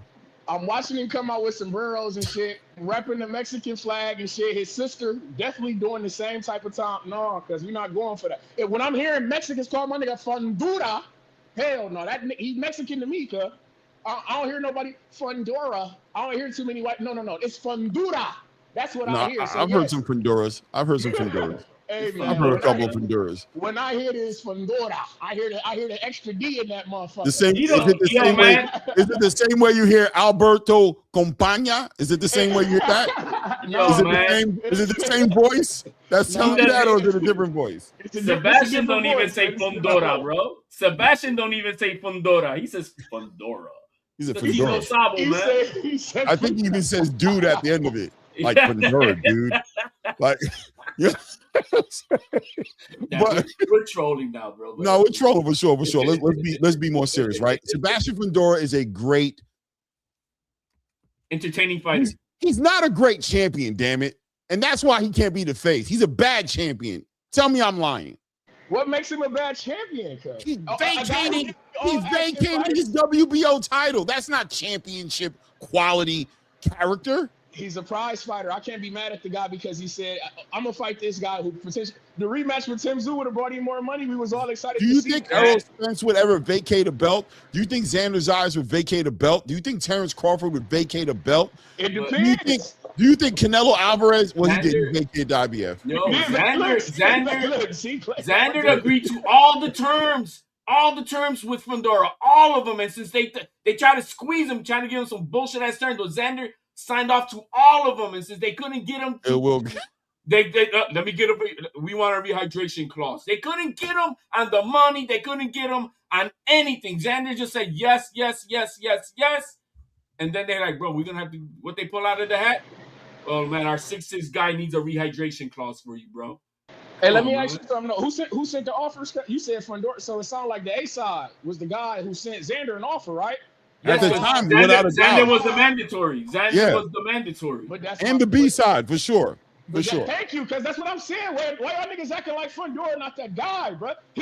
We watched Fundora grow up, gang. We seen Xander on the we technically watched him grow up on the top ranked shit as well. But nigga, we've been watching Fundora do this shit for a long time. Violence for a long time. I just had motherfuckers comparing Xander Zayas to a terrible version of Devin Haney. We don't like the way Xander Zayas fights. He's not. This guy is giving you all action because, like I just told you, you'd be hard pressed to find a boring Fundora fight. And you see how I hit him with the Fundora every time now. But yeah, man, you'd be hard pressed to find a boring fight. To me, that's face of boxing shit. Canelo even give you boring fights. You'd be hard pressed to find Fundora selling out more than 7,000 tickets, bro. Oh my fucking god! See, I don't know how to do this. I don't know. You guys cut each other off. I don't know whether should I do the same. Go ahead, coach. We got that inner boricua out, bro. You can definitely cut us off, and we'll shut up. Trust me. It's your turn. Go ahead. I was still on to something, right? Okay, go ahead. Toledo. I thought Toledo was helping you out. Go ahead, coach. Nah, he is. Toledo's a hater, but he's my man right now. Me and HLD gonna be quiet and let both of y'all cook right now and sell us. Okay, so I'm both equal. So I if they was to fight, I would be rooting for Xander, right? But of course I love Xander and he's doing this thing, right? Besides him just being my countryman, but my integrity in boxing is too high to just crown somebody off emotions. For me, the face of 154 comes down to belts, comes down to the level of smoke you walk through, how dangerous you are to your counterpart, to your peers, and if you can carry the business side too, right? Xander checks a lot of those boxes already, but I still have to judge him by the same standard I judge everybody else. So if we could go through, like, even on BoxRec, you guys got BoxRec.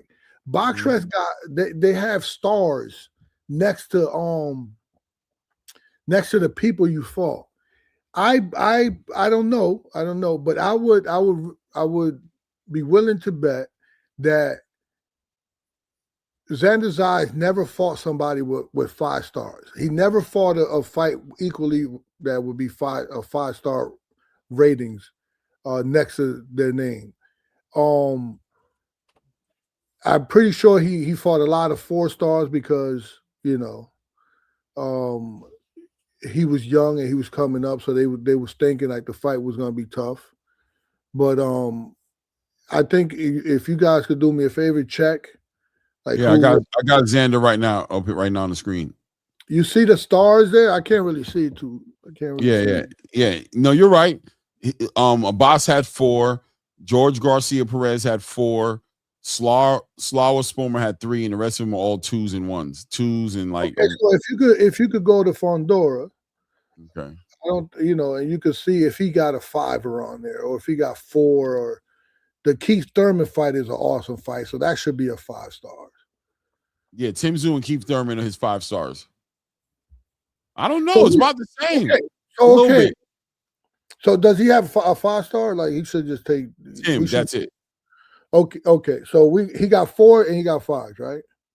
He got 1. So hold up, Your Honor. Objection. He got 2 4s and a 5. He got 2 4s and a 5. He's misleading, Your Honor. He's supposed to be. I'm just telling you, we're not counting Keith because he ain't fought Keith yet. So, and look, Tim, the second time he fought Tim was a 4. He knocked out a 4. He knocked out a 4 and got a split decision with a 5. He got a 5 on there. Okay. Well, he got a 5 on it for sure. So now accomplishments, right? I think we should get accomplishments to Fundora, right? I think his style of fighting is much more exciting than Xander's eyes. That counts. That's part of the conversation. That's part of the face. That's part danger factor. Who is more dangerous to fight at 6'6", 6'7", Sebastian. Right? So that's 3 right there. Okay, like mobility power, we'll give it to Xander's eyes. He's a well-spoken kid. They done prepped him. He's a star. I was just watching him today. Was dancing salsa on his major show in Puerto Rico. No, he's a sweetheart. He's a beast. He's marketable. And I think they both are consistent in fighting, right? They both consistent in fighting. They both professional fighters, right? They act like professionals, especially when how Fundora character getting up off the floor. So I would give that to equal to both. They both got character. So if you add all that up, Toledo Trice. If you add that, I can't do math. I don't know math. Toledo Trice. Add that up and see who won that. If I add it up, it sounds like Fundora. It equals Fundora is the winner to me, but Yeah. But then you got to go with the head-to-head thing. We're talking about dangerous, right? So you're talking about dangerous, right? Who's more dangerous? Then why did Virgil Ortiz not want that smoke 2 times with Xander? He turned it down with Turkey. We went over this, and he turned it down in Puerto Rico. Why did Fundora vacate his belt? If he's not dangerous, go look at that. Man, we're not gonna go on assumptions. We're gonna go what we see in the Those ring. are facts. No, we're gonna go. The facts are how they fight in the ring, my man. How do they fight? Who's more dangerous in the ring? Somebody that. Well, if you don't want to even get in the ring with the guy, who's scaring who? No, but who got in? What we see, the eye test. We're looking at how this dude just runs around. He boxes, and then he get caught up late. He has mental lapses late, and he wind up getting in the war with people that this Abbas guy is a little. Trust me, next year we'll be talking about who's the face of boxing at 160. Is it Xander or Yo-Yo Hernandez or whoever? But he's not staying. Get your guy ready if he wants that. Yeah, he's not staying. Oh, trust me, they would never fight that much. Don't do that. I'm a fan. I want to make it happen. Oh man, they would never. That we will make it happen. We gotta breathe that into existence. So 20 stars. 23. Well, I'm doing some math. Oh, look. Hey, I just want to be sure here. Hold on now. Wait on. Hold on now. You gotta understand. Hold on, and you brought the damn stars up. I ain't bring up the stars. I'm just trying to. Hey, man, I'm just trying to make sure. Listen, you can't count all the stars. Is the matchup? It's not like how good the fight was. It's the matchup. How close the matchup? This the matchup. Oh, okay. Hey, Clay, and you also got to throw in the equation that Xander's 23 years old with already these amount of stars. Yup. 28. No, let's do it. We're not counting that one. So 5, 9. What we doing, Clay? What we doing right now? 13, 14, 15, 16, 17, 18. I was about to do the same play, but I let it go, man. I didn't want to do that. He kind of, but he has more fights too. Yeah. Oh, see? So like I said, he got a lot of 2 pieces. Yo, Xander don't listen. Xander don't got one star on his record, and he don't. You got fighters at Sebastian Ford that got no stars. And he went to full decisions with them. 6'6", you know what I mean? He right here, you know what I mean? He had he went to the judges. Unanimous decisions, but you know what I'm saying? I'm just being real with you. Them unanimous, man. We beat on them guys, man. You gotta let me build my beat on a bunch of guys who probably quit their jobs. They quit. Look he got a guy with 13 wins and 32 losses on his record. Sebastian is cool. He's all right. Hey, you got to let me build my fighter, man. Go to the bottom of Xander shit. Let me see what you see. You doing that shit again, man. Hold on. Let me just show you. Look, Xander started up all the way to the bottom. All the way to the, he got a couple of them down. All right. Hold on. You see? Whatever. Yeah, but at what age? 17 years old? 16 years old? because that's what he started. 1, 2. Hold on, he got some 1 stars on here too. 1, 2. But you know what? I didn't add a lot of these up, bro. He might have more stars. Hold on a second. 1, 2, 3, 4. Clay gonna be petty with it. Yeah. Hey, I'm just saying. Hold on. Okay. Wait, hold on. Yeah. Well, I want to check out one last thing. The Lubin, look, I can give him that Lubin and that Tim Zoo. It's hard to give him Tim Zoo because I know what happened in that fight. And I'm giving him. You got to give him Jamonte Clark and the guy who 30. No, I'm not giving him Clark. I'm not giving him no Clark. And Sergio Garcia was 33-0, my nigga. How you not giving him a 33-0 fighter? Then you got to put in. Then we're gonna bring in Teixeira, who's a former champion, who's the only guy to give Carlos Adames his first loss. I'm with that. That's a champion. That's a former champion. I never take that away from Xander. That's fire. That's you got to give him credit for that. But that ain't nothing wrong with that. But that's what I'm saying. I think. But look, doesn't the Super Bowl halftime show kind of break the tie? Like, doesn't it kind of like? Well, that would be another. That would be the popularity. No, because Mexico is represented in that as well. So we're not doing that. It might not have been fun. Bro, they brought out Emiliano Vargas. Emiliano Vargas is not on Mexican TV. Like we got Xander on Puerto Rican TV every morning. Just about. What do you mean? Why? What you mean? Emiliano on Mexico. All right, so who's the A side? Who's the A side in negotiation between Sebastian Fundora and Xander Zayas? Fundora already just showed you that. He the one who had to send the offer. Fundora's the A side? If you just told me that he's the one who had to send the offer, how is he not? No, he didn't send the offer. No, I'm talking about back in the day. I'm talking about before he picked. I'm saying today, who's the A side? Right now? Fundora. I said Fundora, because Fundora. No, yeah. All right, man. Yes, they don't even have a TV. They don't even have TV to. What do you mean? Who don't got a TV deal? Xander. What they got? Exactly. So the PBC they ain't got no network. Hold on. Hey, let Clay talk. Go ahead, Clay. Talk. Tubi. What? He got Tubi, bro. What? Who gonna pay though? Huh? Tubi gonna pay? Tubi ain't gonna pay nothing. Well, so they went. Amazon ain't paying nothing. You ain't checked. Last time I checked, Al Heyman's still in his crib hiding from Floyd. Floyd looking for $340 million. Amazon inboxing, man. Hold on, because Amazon about to have that Manny Pacquiao card on that motherfucker. So they go to Queen. In the boxing game. They go to Queen.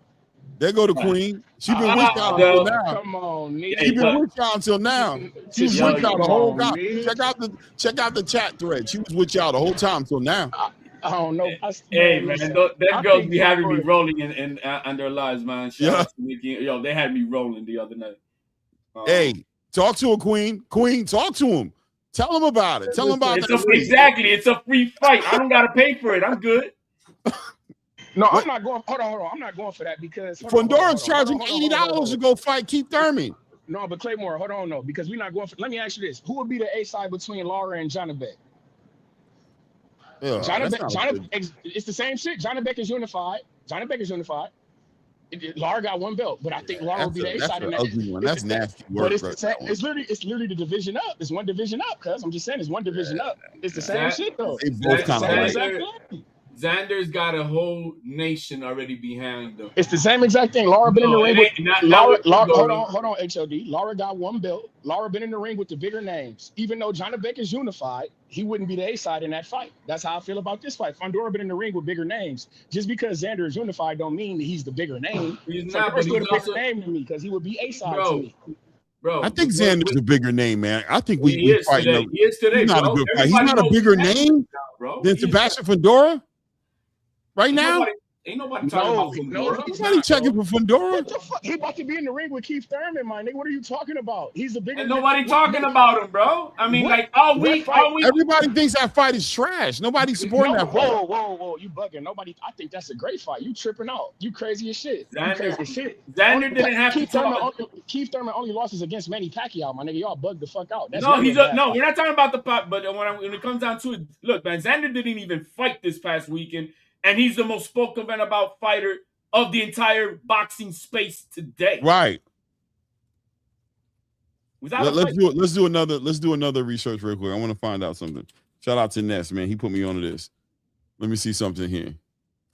Who is being. You better not look up Instagram followers. I'm gonna be up. Something be No, upset no, with he- you what you click. who No, is not the you. most? You gotta ask AI. About to do Oh, Instagram followers. no. Don't do that shit.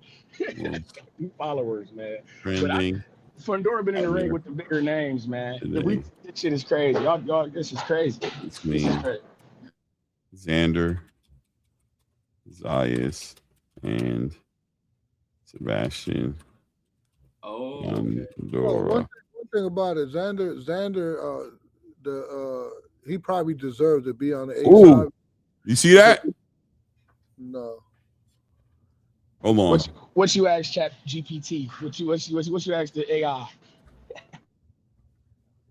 Oh, this what we doing? We actually. As of February 2026, is it on there? Oh yeah, because Xander Zayas appears to be the more heavily trending fighter, driven by his recent unification of the 154-pound division and the high-profile surprise appearance in Bad Bunny's Super Bowl halftime show. While Sebastian Fundora remains a massive draw and top-tier champion, whatever, scheduled for a major pay-per-view against Keith Thurman in March, Zayas has recently captured more mainstream momentum. You know what I mean? Recent momentum. In early 2026, Zayas is considered one of the biggest, youngest stars in boxing. He became the unified WBA, WBO middleweight champion. Mainstream exposure, Zayas gained significant cultural trending power by joining Bad Bunny on a stage. In Super Bowl prestige, he's recognized as a fast rising star from Puerto Rico, frequently headlining at Madison Square Garden and now in his native Puerto Rico. That's right. He also has headlined in Madison Square Garden a few times. Sebastian Fundora, the towering in the small room. Mention that. Say mention it's the small room. Madison Square Garden, bro. But salute panel. Hey, Trini, what's good with you, family? What's good, baby? What's good? Chilling. I know Trini's about to come and tell the truth right now. He about to tell y'all. Go ahead, tell him. It should have just been the unification enough, man, to put him over the top. Just that, man. Forget about the Bad Bunny shit and all that. And Treese, man, he is fight party worthy, man. Jump on the plane type shit. Go to the fight party worthy. That's what happened with it. You know what I mean? I don't know, man. Who I don't know, man. That's come to NY. Come to NY in June when he see Kelly. I'll show you a real fight party. You invited, man. And just bring the ginger ale. I'm gonna supply the whiskey. Say less. I'm with that. But I gotta say, man, I think how easily he saw Treese got distracted right there. He heard that. He's like, I'll say less, man. No, he was right. Hey, don't tempt me with a good time. But no, man. But I'm saying though, I think Fundora is the fight for Xander, because niggas ain't having a fight party for no fucking Josh Kelly. Fuck out of here. I don't care how many belts on the line. My nigga, that ain't fight party. For Xander, they are. Hey, no, come on. So we can get past the Xander is the more popular. But yo, quick question about the Midwest Mafia, man. As far as like members and shit. The wide-eyed cat behind Tiger Johnson. He a member of the Midwest Mafia? Of course, Tiger Johnson, member of the Midwest Mafia. What kind of question is that?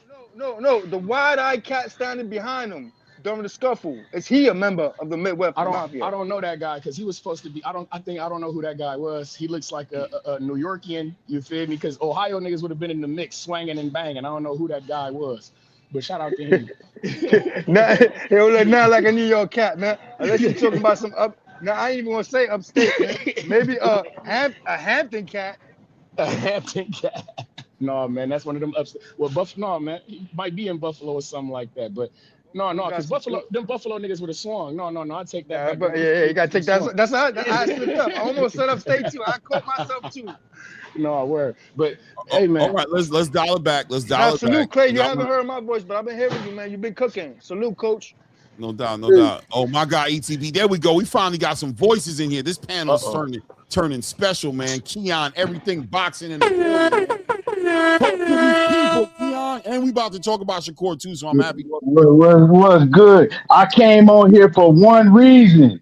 Talk to for me. HLD. I'm messing with y'all. What's good here? WWE style. Bring your ass in. What's good with y'all? I just caught you, man. I want to get up here and cook with you. You on here late? Yes, sir. Yes, sir. Yes, sir. I changed the schedule up just for the next couple of days, and I'll be back on my regular time. But we're trying to figure out the face of 154 right now, man. We're really trying to figure it out. Coach Hector Bermudez up here, you know what I mean? Scholar amongst scholars. We already figured it out.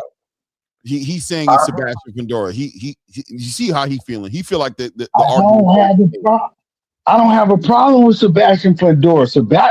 Like, to me, Sebastian Fundora is the toughest fighter to beat in that division. Well, it's kind of crazy I say that, right? Because I feel that Boots is the best fighter.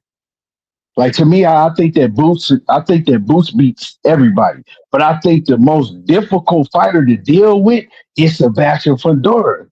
Like, Sebastian Fundora, you know, like, ever since he learned how to fight on the outside, because he always knew how to fight on the inside. And I always told people, I said, once he learns how to control the distance and use his jab and fight on the outside, he's gonna be damn near, you know what I'm saying, impossible to beat. It's gonna take, I think, only fighter that can beat him in that division is gonna be Boots. And we're gonna be able to see a lot of how much he's ascended in this Keith Thurman fight, because Keith Thurman is very smart. He got a very high IQ, and you know, Keith Thurman, he got all the bags he could pull, all the tricks he could pull out of his bag. But I don't see him beating Sebastian Fundora. And I'm glad that my guy Errol Spence didn't take that fight, because Sebastian Fundora was going to do something real bad to Errol Spence. And, you know, everybody know I'm an Errol Spence guy, but you just got to keep it a buck. Yeah, that's a fact. And But hold on. If we're talking about the face, go ahead, Coach. No, to piggyback on what he's saying, because he's saying Errol Spence's guy. Xander's my guy. But, you know, I love my flag. But like I said, I would never I'm not letting feelings sit in the judge's seat like HLD is. In boxing, I've never mentioned the Puerto Rican thing, not once. And you don't have to. It's written all over your voice. Oh, man. You could keep Berlanga, bro. You could keep Berlanga if you want. You can't even talk English without sneaking in a Spanish word. You both equal to the court. It's knowledge. It's knowledge over emotion. Oh yeah. And films don't lie. I love that my man came on here and said that, right? Films don't lie. And resumes don't lie.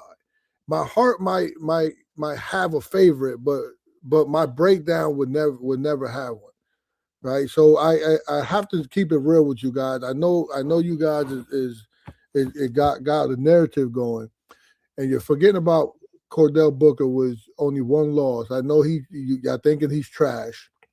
But he was only like 23-1, right? Fundora should deserve credit for trashing him. And like one thing Mike Tyson said, yeah, I fought bums, but I treated them like bums. He never went, toe to toe with them. Everybody, a lot of people, I hate the word bums, but for the sake of the argument, I would just say a lot of the fighters have to fight those type of guys to mold. Right, but you can't be having split decisions with these people either, right? So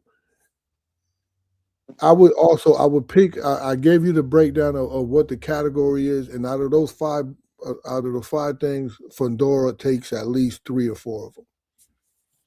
Yeah, I don't have no problem with if anybody's saying that they feel that Fundora is the best in that division. I don't have no problem with that, because man, he's difficult.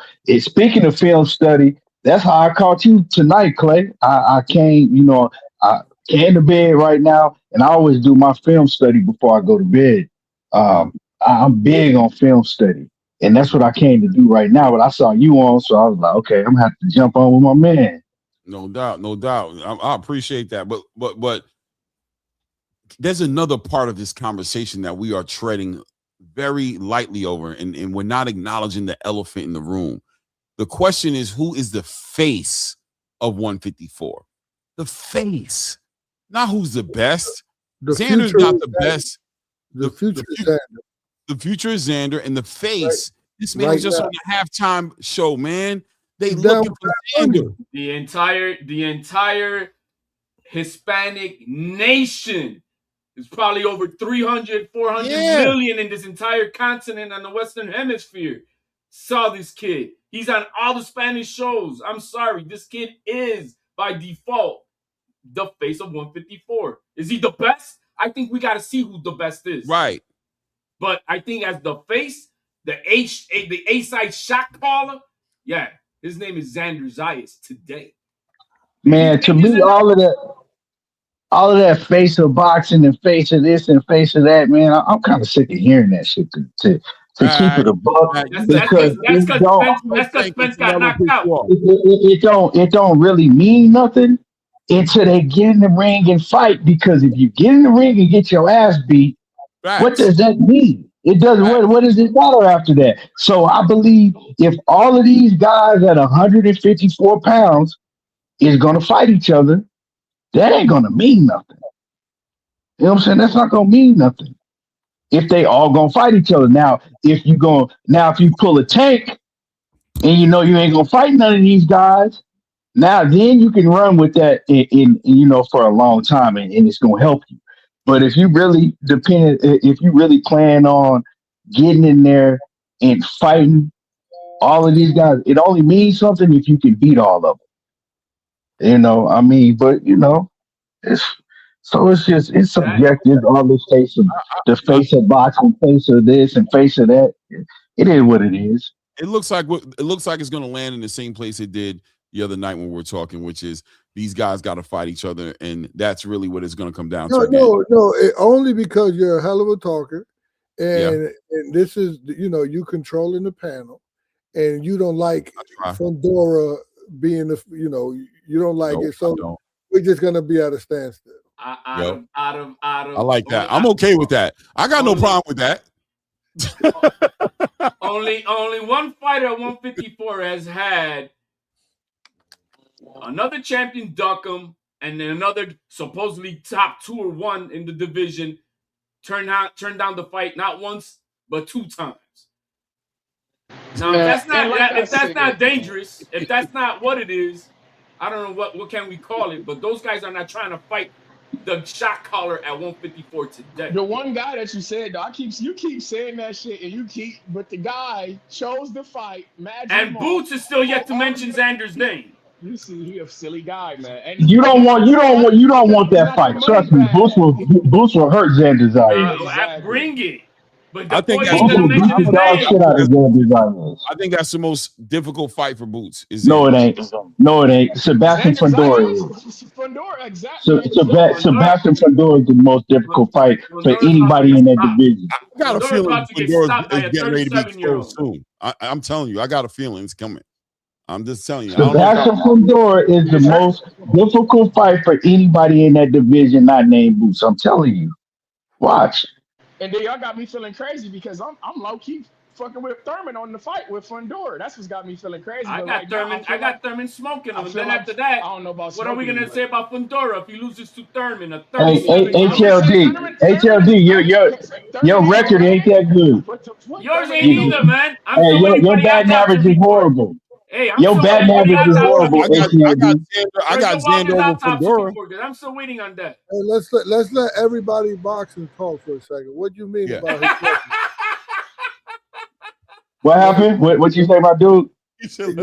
I want everybody to please be quiet and let you talk and speak on what you're saying about his record ain't good. Because I'm not privy to that information.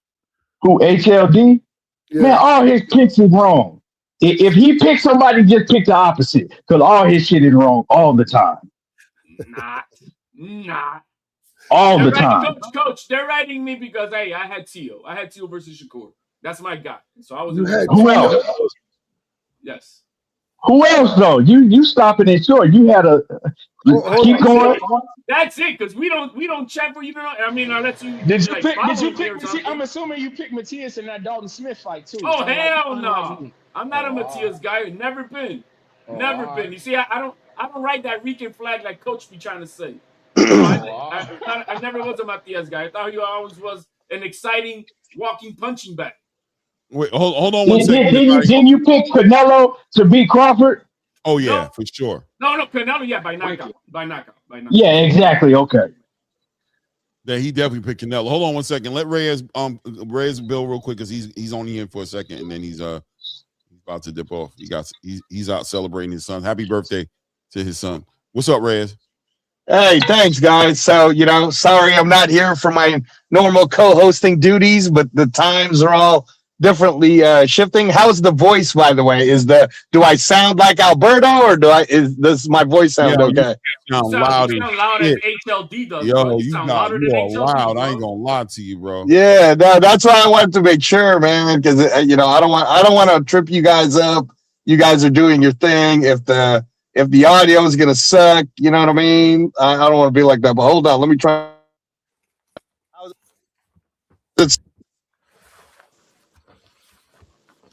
Yeah, I can't. I was trying to do it myself. Speak up if you're speaking, Reyes, because we can't hear you now. Clay, how does it sound now? I mean, you're talking softer, but it's still loud. Oh, really? Shit. Just go ahead, man. Spit it out. Yeah, just. I don't want people to think I'm too loud, bro. No, so how about this, Clay? Perfect. That sounds good. Go ahead. Does that sound terrible or? It sounds better. It sounds better. Go ahead. On point. Mm-hmm. Sounds better. Okay. Mm-hmm. All right. So I'll make it as fast as I can. I don't want to ruin the show. Obviously, the panel's hot today. Hector Bermudez, coach. We appreciate you, but we feel the Xander hate, so it's all good. No, I'm just messing with Coach Hector Bermudez on that one. But in terms of 154, Clay, we've discussed this for like 6 hours the other night. We know that the minute Fundura dropped the WBO because he was sidestepping people, that dropped them way down. Because you just, how are you gonna, if the goal is to be the best in your division, how are you literally gonna drop a belt just so that you don't have to fight somebody? That's ridiculous. Xander's eyes is number one, like it or not, because not only are we talking mainstream popularity, but the fact of the matter is he has 2 to 4 belts. And if belts matter, then he's got 2 to 4. That puts him at number one. And other than that, yeah, man, I'm with you, Clay, as you know, right? We're in a great spot in terms of 154. Everybody can fight everybody.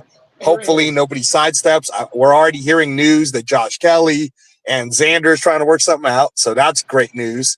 And we'll see, man. Fundura, we'll see, bro. All I know is I just finished walking through the MGM, saw my guys, Jabberwockies, and they got a poster up, but not a lot of people are really interested in Fundura Thurman.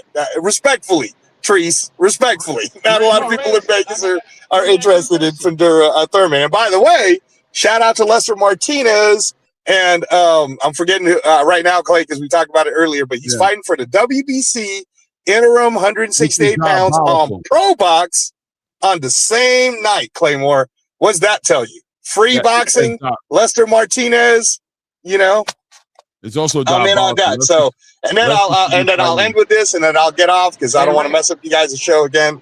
Thanks for letting me come on.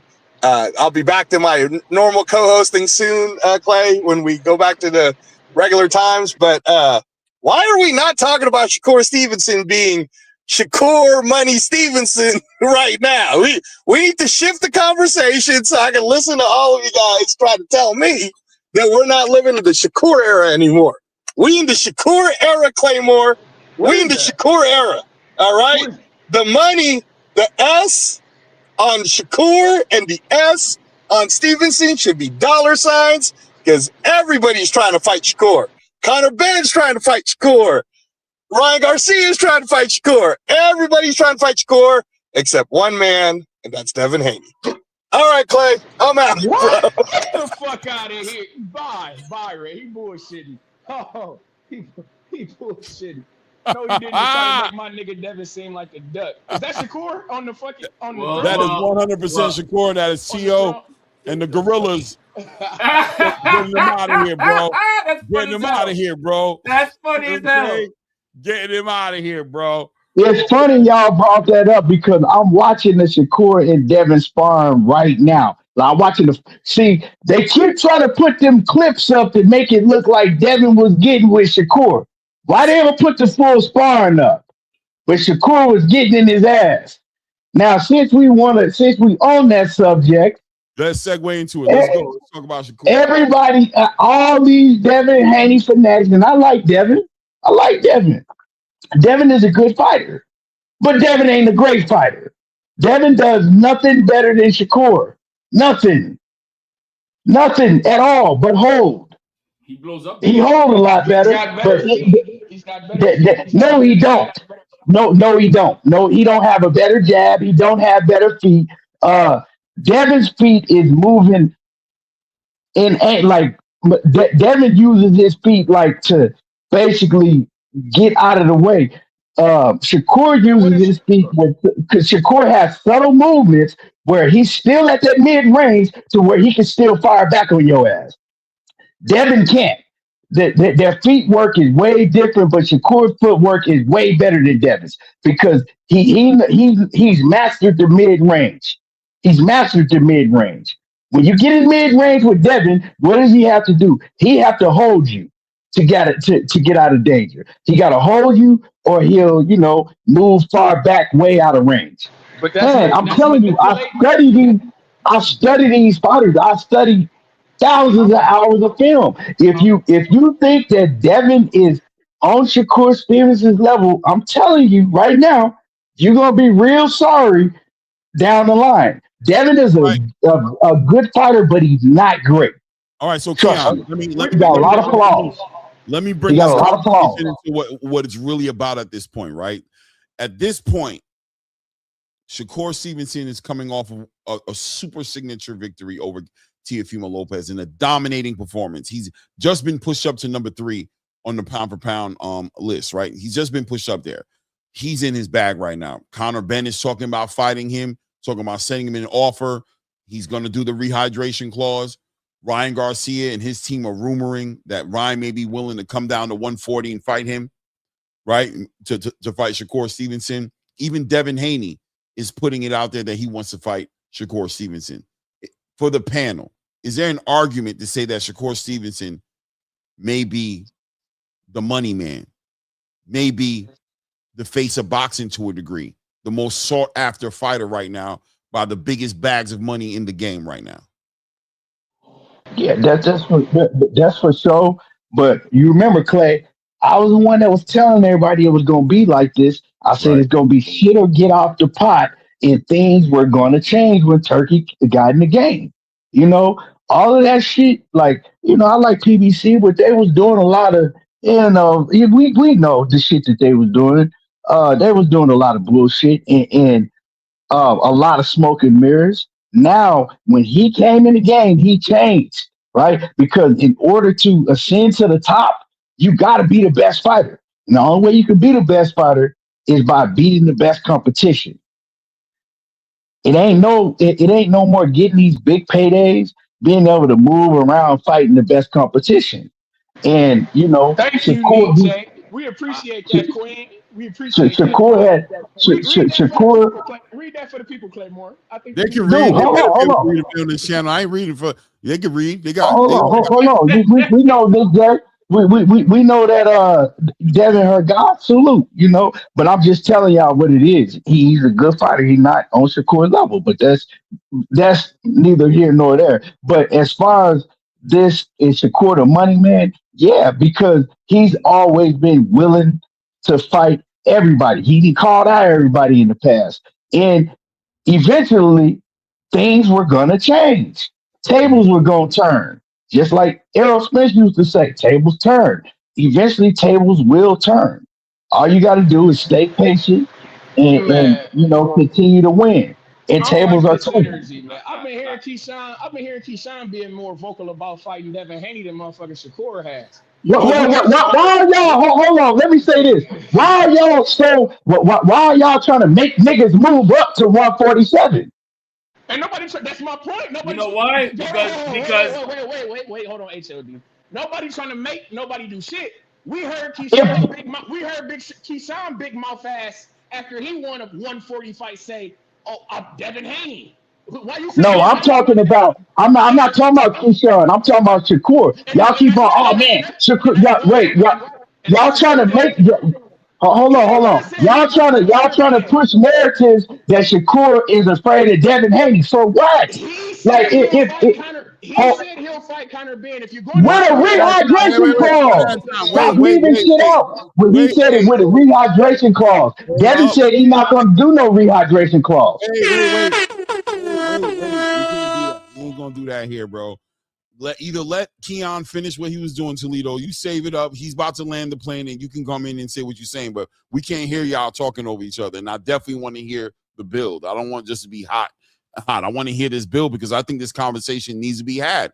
I think that Shakur Stevenson is in a very interesting position right now, and I think that Devin Haney 2 weeks ago was in this position. I think 2 to 3 weeks ago, Devin Haney was legitimately the money.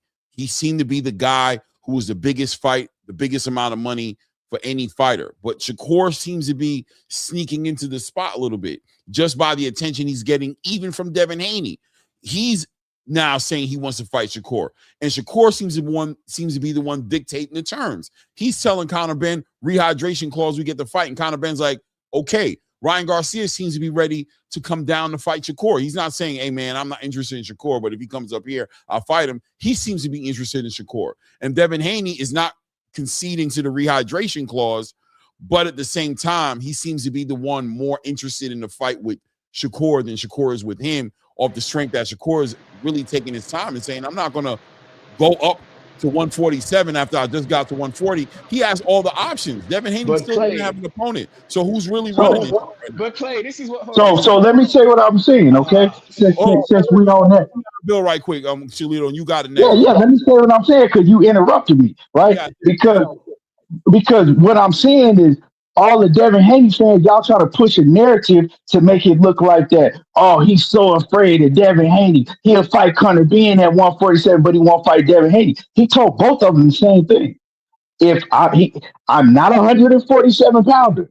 I'm willing to fight each fighter if they're willing to do a rehydration clause. If it ain't no rehydration clause, I'm not going to 147, right? What do I need to go to 147 for? So if Devin really wants to fight, and y'all pretending like, oh man, he Debo and he this and that and he this and that. If he's the one that's calling for the fight, like y'all say, okay, well, he has to be the one that's willing to make some compromise to make the fight happen. You can't call for a man to come from 135 to 147. He only had one fight at 140, right?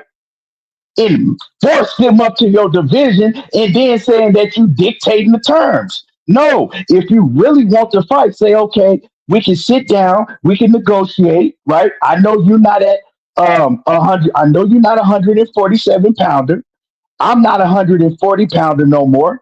So we can, you know what I'm saying? We can dictate something. If I heard Bill was like, no, ain't no rehydration clause. So what is y'all talking about?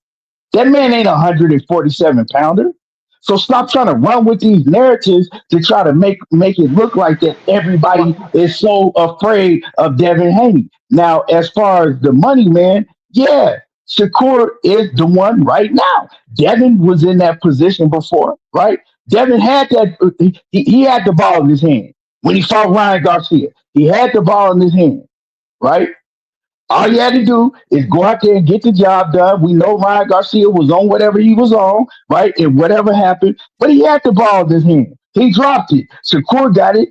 He got the ball now. Now it's up to Shakur to take the ball and run with it. But he is the one that everybody's calling for because they know how much he got paid, right? They know everybody was tuned in. All eyes was on him and in a big fight. And he dominated.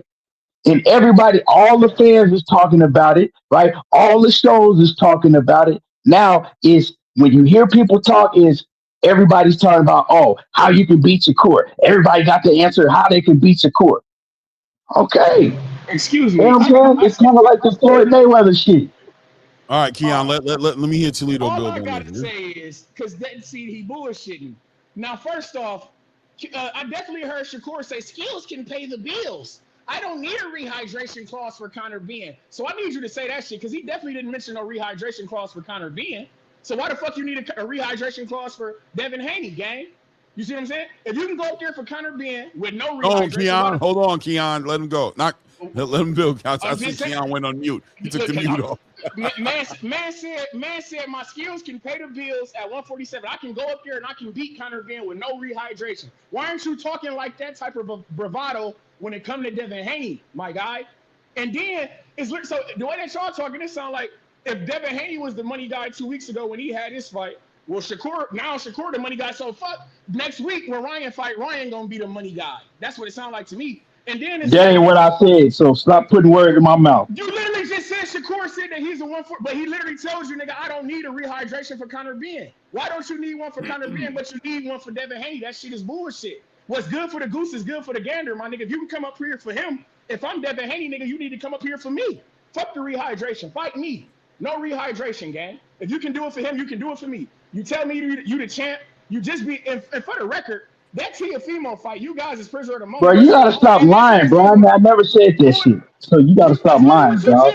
You literally just came. That's literally what the fuck you just said. Clay, did I not say that? Did I not say that Conor Ben? He told Conor Ben a rehydration clause and Devin Haney. That's what I said. You getting up here whipping shit around, lying and shit, dog. If you don't talk, stop lying. Hold on, wait. Hold on, wait. It's one thing. Wait, Toledo, wait, right? It's one thing to say what you're saying, right? It's cool, right? Hold on a second. Let me just bring this up real quick because I just want to put this to rest so everybody understands. Because from my understanding, Shakur Stevenson is telling everybody Conor Ben was actually the first person he asked for the rehydration clause on. He said it the night Conor Ben beat Chris Eubank. He sent out the Twitter and says, I want the same fight with Conor Ben with the rehydration clause. But on top of that, here's something else. Let's go let's go to the video. Did you see the Ariel Helwani interview? Hold on. That was earlier, but he changed it up, obviously. He thought about it, right? He changed it up. And that's what kind of makes him a boss a little bit off the strength that he can do that, right? But watch this. Okay. so you didn't tell him, hey, Eddie, I want that. Oh, no, I messaged him. Yeah. Oh, okay. I'll tell you what message. I'll tell you. I said, if he's going to call me out, I'm going to make my presence known. I want to do Shakur next. I was talking to him today, and he's adamant he wants the rehydration clause. I said, I'll do it if the numbers are right. So you were willing to even do the hydration clause? I would do the hydration clause because you know what? I'm disciplined. I'm extremely disciplined. My discipline is unquestioned. You know, so for me, getting the weight down and doing it right, you won't see me doing our Eubank business, posting our sympathy, even on like sweatsuit and that. I'll do the weight properly. And ultimately, it comes at a price. It definitely comes at a price. And that's what that fight would be. And do I fancy that fight? Yes, because I love the challenge of it. Right. It is a future pound for pound great. I think he's too small. I wouldn't try and box him. I wouldn't try and counter. I'd just steam straight into him. I'd steam into him. I'd fight him. I would take it to him and rough him up. Give me your honest. Okay. All right. So right there, Shakur is even across the board. Conor Ben has acknowledged and conceded to the terms and conditions. People can change their minds, bro. People have conversations. Terrence Crawford said he wouldn't fight Canelo Alvarez because his weight classes. Then he looked at the fight. He looked at Canelo. And he thought about it and he came back and said he wanted to fight, bro. What's most important is where we at now, not where we started. If we want to play that game, then we just never going to get nowhere. The reality is that Shakur Stevenson has laid the terms and conditions out for anybody at 147. Devin Haney included, Conor Ben obviously in the conversation, and Conor Ben's willing to concede to Shakur. Why? He said it for the money. He said for the money, he would do it. So that's letting you know that there's money fighting Shakur. Right? We all know the affiliations with Eddie Hearn, Turkey Al-Sheikh, Shakur Stevenson, Conor Ben, they all underneath that same umbrella as far as where the money's going to be coming from. Now, Devin Haney, where's his leverage? Where is his leverage at the table to make these fights happen? He's not able to make any fights happen. That's my point. One way or the other, but speak to it. He's a Turkey fighter as well, though. You just literally said that all the money is coming from the same pot. So how is one guy a money fighter and one guy not when all the money coming from the same pot? Why is Devin not able to make the fights happen? What you mean he's not able to make the fight? What you talking about? I think there's Lewis Cochran fight would be. Go ahead. There's two different things here, I think, and you spoke on it just right now. Both guys are Turkey fighters, so both are gonna bring a bag. But it's apparently right now, with the prison of the moment, how things are, Shakur seems to have more options on the table than Devin Haney has. And I think and that's not very. They're right now backtracking this rematch that should be happening with Ryan Garcia if he's to beat Barrios. And now they're saying that they don't want him. So who's Devin Haney gonna fight then? Now, as far as the rehydration clause, my problem with it is, and yeah, I mean he may think he is probably the A side versus Conor Ben, but Teofimo, had he beat Shakur, was not going to be asking for no rehydration clause versus Devin Haney. I know that for a fact. So if this kid wants to be the GOAT, wants to be the best, he's got to. Terrence Crawford did not ask for a rehydration clause. He can't be trying to move down like Mayweather did, trying to catch weights and rehydration clauses on guys. No, man, go up there and whoop that. But in the interviews with Tio, what they were talking about size, and he said that, yo, man, skills pays the bills. So I agree with that to a sense. Now, does he change his mind? I guess he probably did. But Shakur, is he the money man? He's got money behind Turkey, but is he gonna sell out is he gonna have another sellout like he did with Tio? I don't think so. I don't think so. And Terrence Crawford, 37 years old. Shakur, 28 years old.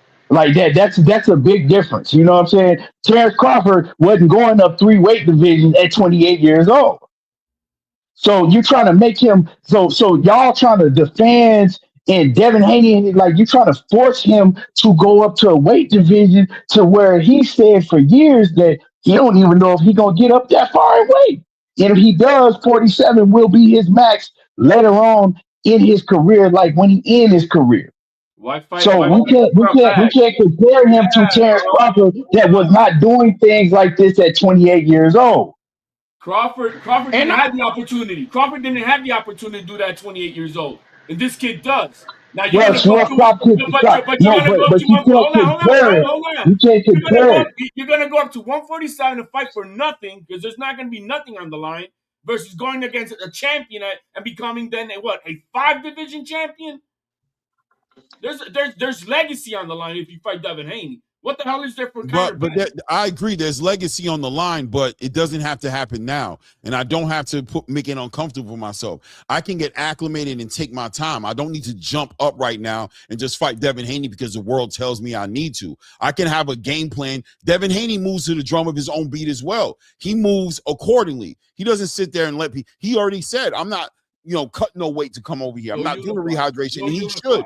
So the fight doesn't have to happen right now. Hold on, I want to put this up there. Okay, so let me say this real quick. Remember this, right? Remember, Devin Haney tried to get Boots to stay at 147. Boots said, "Okay, well, I can't stay at 147. Let's fight at a catch weight at 152." Right? What did Bill and them say? And Devin said it out of his own mouth. Nah, I couldn't do that. 152. That's I can't do that. But now they just said Xander Zayas is food. So what is we talking about? You see, it's good for one, but when you start, digging into the shit that Devin and his team say, now we don't want to talk about that. Because why they ain't go up to 152 and fight Boots if he was trying to wait. Hold on. I just want to play this real quick. It's a very important part. Thinking rehydration clauses. Either it's 147 or 140. That's the truth. We dug you up. So, I mean, that's going to get a lot of people thinking like, hey, what happened to the Ryan and Devin rematch now? Well, that's the thing, I mean, I'll be honest with you. Devin says yes, but have you heard the father lately? He keeps on saying, nah, we don't want it. We don't want it. Man, he knows us. I would honestly say that Ryan fights Devin Haney, he'll end his career. People might disagree with me on that, but this is the truth. Ryan's very dangerous right now. He's totally focused. He beat Devin Haney, when he was 30%. This is not what I thought it was going to be, so that kind of sucks. I thought this was going to be what he says that he was wanting to go down. I was about to say. Yeah, there was another clip of that. Yeah, I know that's not the clip. I'm gonna find it. But you saw what Devin Haney tweeted today? I'm gonna find it. Devin Haney tweeted today that ship has sailed versus Ryan Garcia's capping, saying that Ryan Garcia dropped out of Vada. And I'm like, he's in Vada. What are we talking about?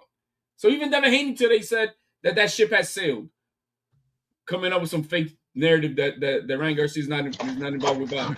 How you know? How you know he's still in Vada? He just put out his latest test results. Really? When did those? When did those? And it's Vada, and at the same time, that's part of the thing that he has with the WBC. He's got no choice.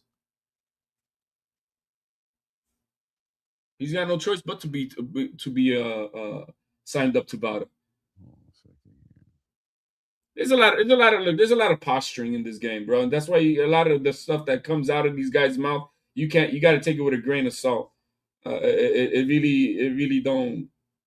Bottom line is, it comes down to who's got the money, who's going to pay, and if Turkey wants him, Shakur's going to fight who Turkey wants him to fight. Same thing with Devin Haney. Simple as that. But I'm trying to get to the bottom of when I heard Claymore say that Shakur is the money. Like, what's the? I'm not saying he is. I'm asking. I'm basically saying that things are moving around, and I'm asking. Look, if you don't feel like he is, I have no problem with that. But I'm saying that there's a legitimate argument out there for Shakur right now. I feel all these guys are. That's what I'm saying, because, like I say, all the money's coming from the same pot. All these guys are. But I'm saying, I heard somebody say something about options, and I'm saying, does he have more options because he's like straggling between two weight classes, like at 140? Are we factoring in 140 fights and 147 fights? I'm saying he has the options because he seems to be the more attractive opponent for a lot of fights. And I know a lot of people want to say, oh, because Shakur's the easiest. I think that would be just dumb to say personally, because I think clearly Shakur Stevenson's number 3 on the pound for pound list. He's one of the most difficult fighters to be in the ring with. I think it's because that Madison Square Garden sellout event that he headlined and the performance he put on there has put him as a must-see. He's trending just like Xander. He's trending in the space right now. You know what I'm saying? In boxing, he's trending like that. Now, Devin is a great fighter, bro. You know what I'm saying? He has his own thing going on. Bill's done a great job with him. But look, man, things can move around. He doesn't always have to be on top of the game. And right now, I think there's an argument out there to say that Shakur is in his bag right now, and he's a very sought-after fighter, where Devin doesn't seem to be sought after. I don't see people trying to fight him. He's looking like he's calling out Xander. Xander's looking at Josh Kelly. He's calling out Lewis Crocker. Lewis Crocker's looking at Liam Paro. He's calling out KEYSHAWN. KEYSHAWN's like, I got options. Even though KEYSHAWN did what he did in the ring, I agree with you. But at the end of the day, KEYSHAWN's looking at it like, yo, if I go get me a belt in the division, I can come to the table. I'll never be the A side, but I can get a bigger piece of the pie and negotiate from a more respectable space if I bring a title to it. So he's thinking like, nah, it's chess, not checkers. He realizes that there's no pressure on me. There's pressure on Devin. His management is letting it be known like, yo, the pressure's on Devin to find a fight and make a fight and do something special with the momentum he's built off of that victory he got on Brian Norman.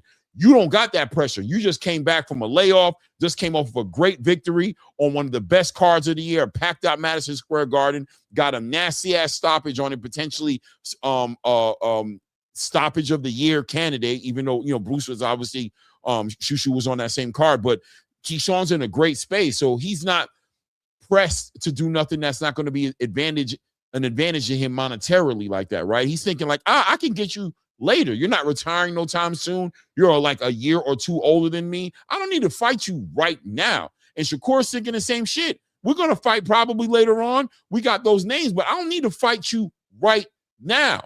But it's a lot of guys that I'm hearing Shakur not talking about fighting either though. Like, I don't know. Like, if I'm hearing him, so he gonna fight Conor Ben, who not in his division. He talking about not fighting KEYSHAWN.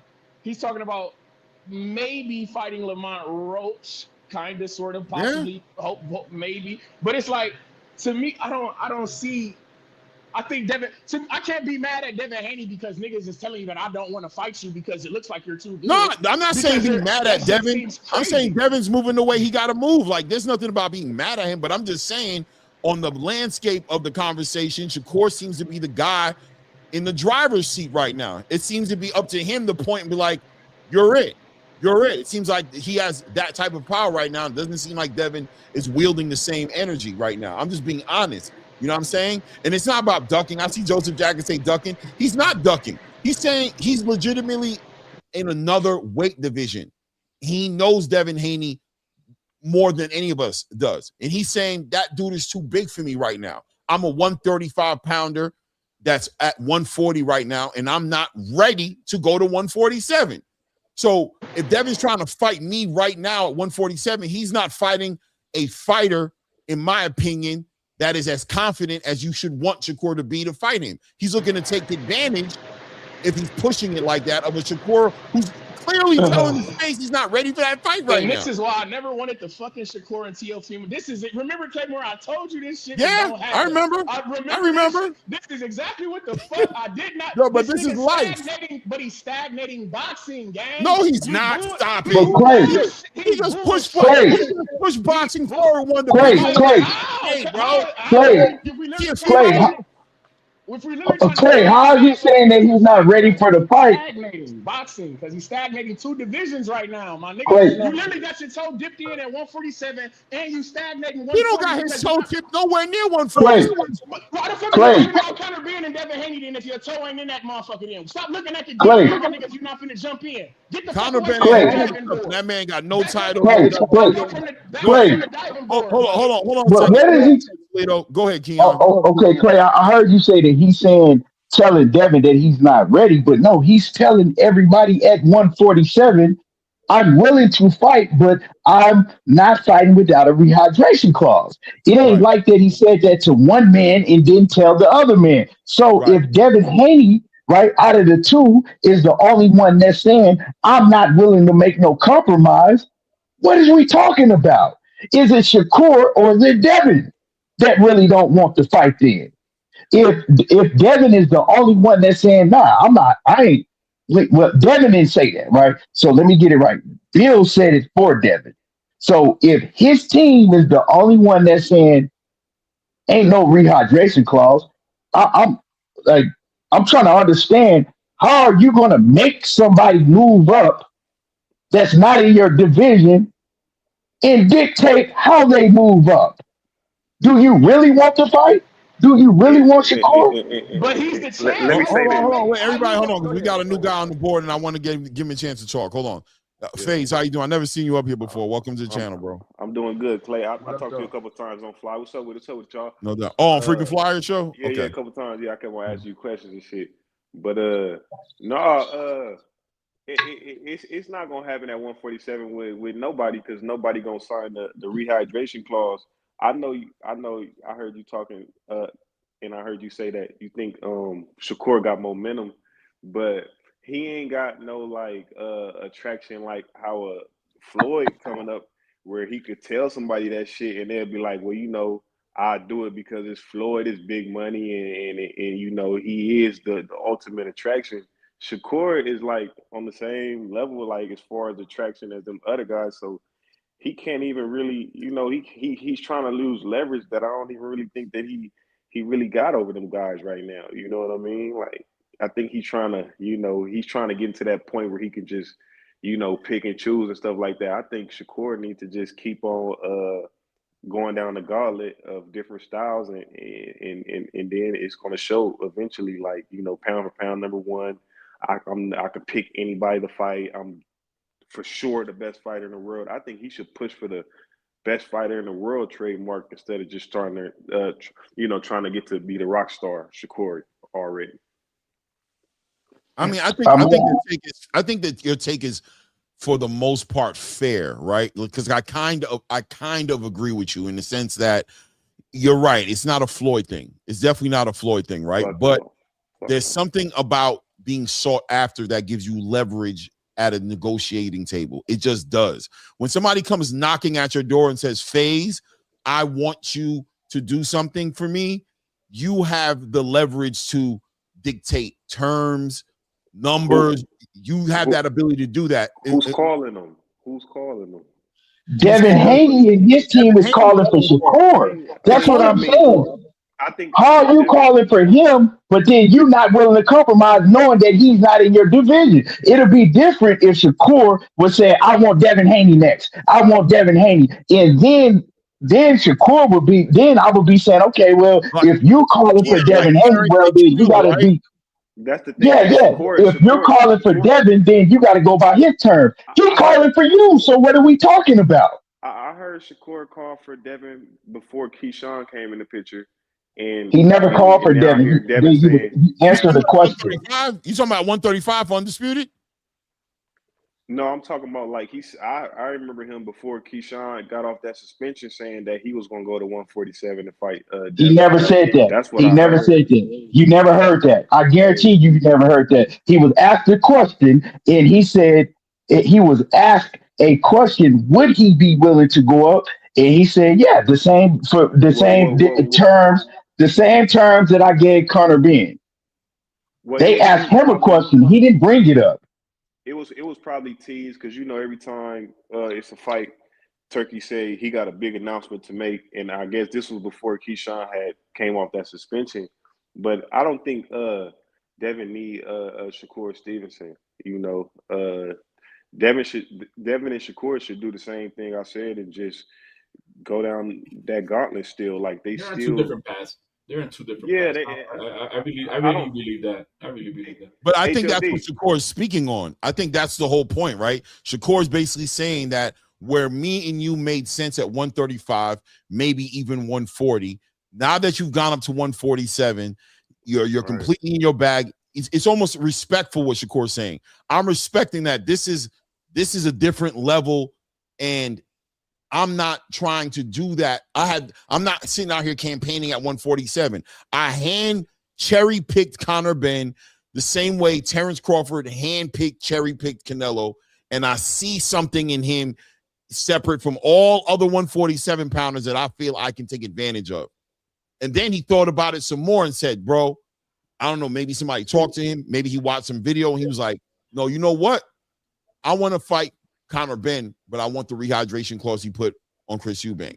That's a separate conversation. That's not Shakur saying I'm coming to compete at 147. I'm coming to campaign. That's a fight he's just trying to make with Conor Ben the same way Terrence did. It's not a key to say, oh, Conor Ben, oh, then it's up now. You need to be fighting Brian Norman Jr. You need to fight Mario Barrios. You need to fight Devin Haney. Everybody, right? That's not what that is. And you know why, Clay? And you know why he said? Because he said he would love to go to the UK, and he know that fight would be a huge fight in the UK.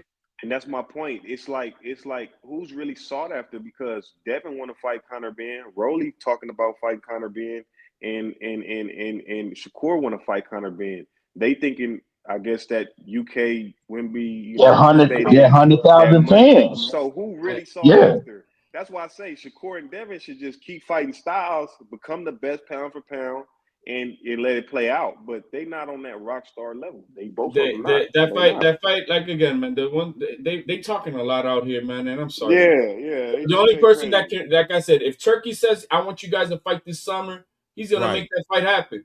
Simple as that. If he wants, I agree. If he wants Shakur and Devin Haney to fight this summer, it's gonna happen.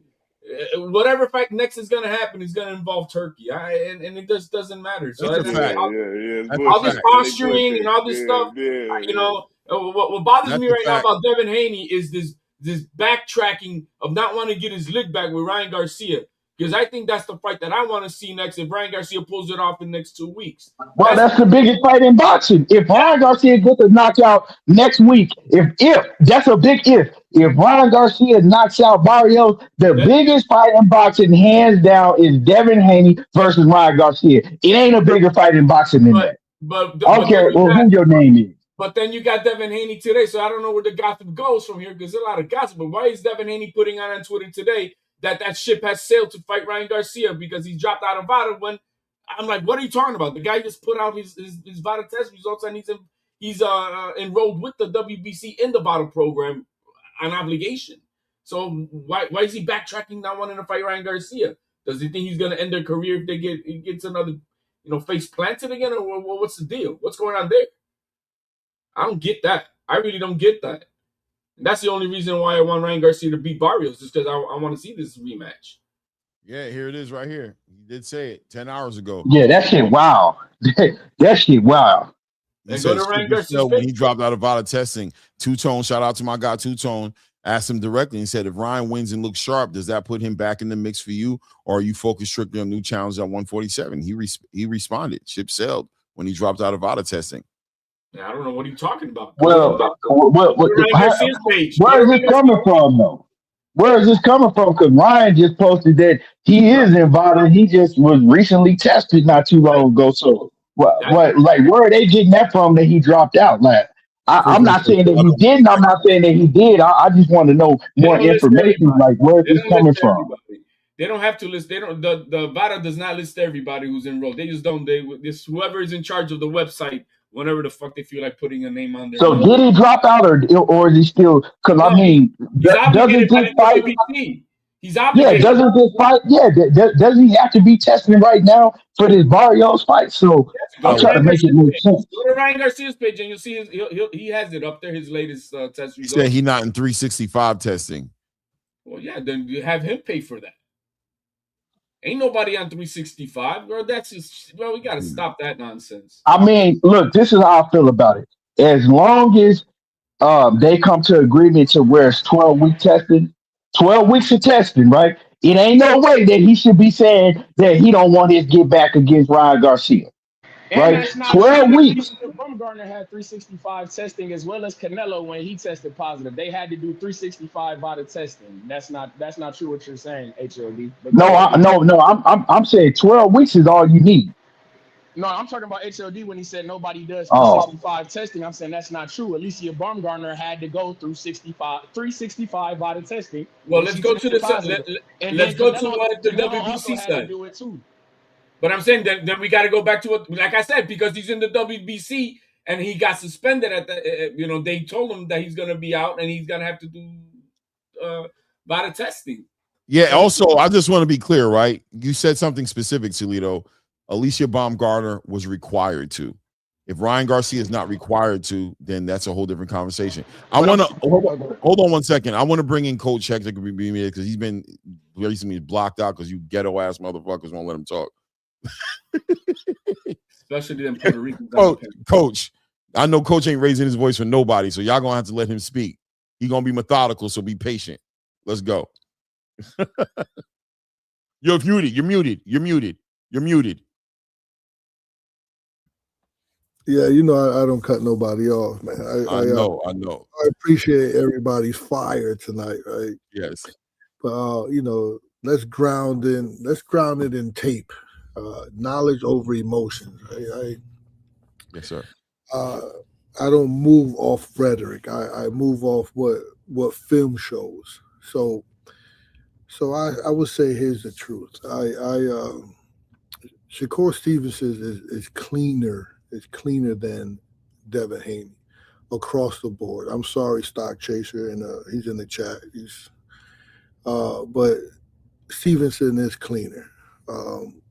He's more efficient. His footwork, tighter defense, sharper stance control, distance control. He makes guys miss by inches without wasting any energy. But that doesn't mean Shakur just walks through him. Because remember, style makes fights. Haney's jab, his size, his clinch game is crazy. And I think the night of mentality, that's the thing. The night of mentality could grind out a decision. Shakur's, he was top 3 pound for pound for a reason.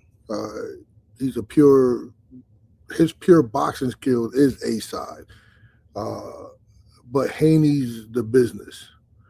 And jumping, Haney's jumping divisions too, taking bigger risks, is headlining the profile. He's profiling on big cards, and so I think that builds a little bit of leverage. So who would dictate the terms? Depends on whatever weight they decide, venue. I would still think that Bill Haney have a huge say-so in that, and I think he would be the A side. I think Devin got the edge there. So I'll leave everybody with this. Here's the lesson that I'm taking from the topic of the day, the 154. pound weight class. I'm Boricua, right? So I would say love your fighters, whoever you're fighting for. I would say wave your flags high, but never let loyalty blind you to the work. In boxing and in life, real respect comes from studying the craft deeper than your feelings. I see that a lot. I see that with HLD. His feelings is always on the table. I just say stay profound, stay honest. Knowledge keeps you standing when emotions knock you down. So I think it's a good talk today. The chat is cooking, and I'm also enjoying listening to you guys. Awesome.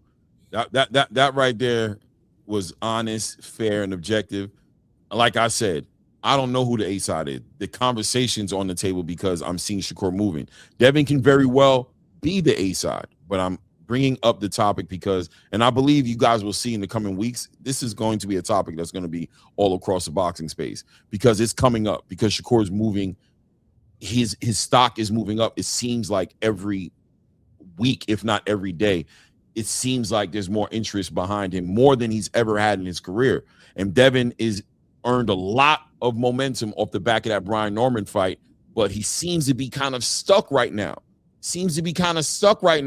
And we got to see how Bill maneuvers through this and puts Devin in the rightful position to be in a big fight next. We got to see what he does and what he's willing to do. But Shakur seems to have a lot of options. Queen, Nick J in the building. I don't want no smoke, Nick J. Nick J, I don't want no smoke. It's coming for you, bro. I already know it. Don't go nowhere either. Keon, don't even go nowhere, bro. I already know why I came up here. I don't want no smoke. Coach, I had to breathe in 10 seconds deep. You should have thought about that before you was talking your shit. Go ahead, Nick. What's up, y'all? I don't even have smoke for nobody. I just wanted to join the wonderful conversation this evening. But I did want to just say a few things because HLD, I heard you speaking on the whole Ryan situation, and then I heard some other people speaking on the Shakur situation. Here's my thing with Shakur. I enjoyed his performance. I thought he did a wonderful job with T.O.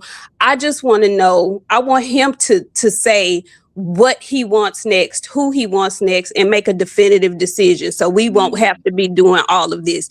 He has done himself a great service at this point, because right now he basically, I'm taking 147 off the table. Y'all can play with it if y'all want to, but I'm not finna play with that like that because I don't think he's serious about it. He can go in between 140 and 135, and that's a great place for him to be because there's so much work there. So I want him to make a decision. Are you going to go back to 35 and challenge Lamont? Great freaking fight. Are you going to stay at 40? Who's available at 40? I know Gary Antoine is about to fight. The other guy just beat up on Matias. Richardson Hitchens is about to fight. So he doesn't really have many options at 140 that we would want to see, because we want to see him in some smoke, unless it's somebody that I forgot at 140 that don't have a belt. But he has done himself a great service in his performance. So I'm not shitting on Shakur at all. I would love to see him and Devin, but right now it don't feel like that's going to happen no time soon. So I'm not even about to dwell on it. But I just hate this notion that I listen to all of y'all all the time, even if I'm not saying nothing in the chat or comment or whatever, but it's a recurring theme that if I'm on a channel who fancies Tank, they got all the excuses in the world for Tank. If I'm on a channel that fancies Shakur, I don't want to say y'all have all the excuses in the world, but y'all make convenient excuses for him to move a certain way. When I'm on the Devin Haney channel, of course, I'm sure y'all gonna feel like they making concessions for Devin. But I don't never hear nobody on the Devin Haney channel go, well, Devin, he don't have to do this because so-and-so, so-and-so. I'm a Devin Haney fan. I want all the fucking smoke. I want all the smoke. If it's Shakur, bring Shakur. If it was Tank, bring Tank. If it's Boots, bring Boots. If it's Xander at 54, bring Xander. is no issue. There's no wall. There's no nothing that I want to put in front of him fighting. If he gonna lose, fuck it, he gonna lose. But I know he gonna get his ass up in there and fight. Why y'all be making excuses and reasons and putting up barriers for why these other dudes can't make these fights happen? Oh, well, he's an A-side now, so he can do that. He can't dictate a motherfucking thing. He can't. They are both with Turkey Al-Sheikh. And that's the one thing that I will agree with you, HLD. They both with Turkey Al-Sheikh. If he want that fight to happen in 3 months, it's going to happen in 3 months. That's why I'm glad the guy is here, because he took all that other bullshit that y'all still be some kind of way trying to put obstacles in. He took all that shit away. He took all of that away. So him getting on podcast saying, well, a rehydration clause, I want the same rehydration clause as so and so. You can tell that shit to Conor Benn, because of what Conor Benn just did to Chris Eubank. But you can't fix your mouth to tell that to Devin Haney at 147, and he's a champion up there. You can't do that. I'm sorry. You can't do that. Either you're gonna go up there and fight the man. He doesn't hold an IBF belt, so he's not beholden to no 10-pound rehydration clause. So either you're gonna go up there and fight him at 147, minus all the bullshit you talking about, or quit talking about what you will do. Because no, you won't do it. You doing it with a caveat. Don't do that. Don't do that and then tell me in the next breath you the best fighter on the planet. Fuck all that. No, sir. Absolutely not. So, and as far as Ryan Garcia versus Devin Haney, I want to see the fight. But if you have your ass on here, and I'm specifically talking to you, HLD, specifically, if you have yourself on here talking about he's ducking the rematch for Ryan Garcia because he doesn't want to fight him because he's not enrolled in 365 testing, you can go straight to Hades. Because I wish I would fight a motherfucker who done cheated me and got me looking crazy and got motherfuckers on the internet talking about me crazy because he cheated me. And I'm asking for him to do the same thing that I'm doing, and you trying to tell me he ain't got to do that? You keep on talking about, well, all he really needs is 12 weeks. Fuck all of that, because he's a proven cheater. If your ass can't do 365, or if you can't start testing on the day that we sign this contract, you don't want to fight me. And I don't want to hear nothing from nobody else about it. He's a proven cheater. You wouldn't say that for nobody else. Nobody else. That's all I had to say. All right, let me say about what you might have misunderstood with the Shakur. Well, no, I'm gonna just what you might have misunderstood with the Shakur situation, right? What I'm saying, right, is that if Shakur is calling out Devin Haney, he can't go to 147 and dictate shit because, yeah, you are right. But what I'm saying, if it's Devin Haney that's calling out Shakur, wanting him to move up to 147 and fight him, then yes, we got to compromise because I'm not the one that's saying I want to go to 147 and fight you. You're calling me out. So if you're calling me out of my division, well, yeah, we got to make some compromise because I'm not a 147-pound fighter. You can't be at the higher division calling niggas out at the lower division and then saying that they got to come up. They have to come up. And if y'all going to fight, it got to be on your terms. Nah. He wasn't calling him out, though. He wasn't calling Shakur out. Yes, he did. He said Shakur. Bill said Shakur's on the list. We want Shakur Stevenson now. He's on the list.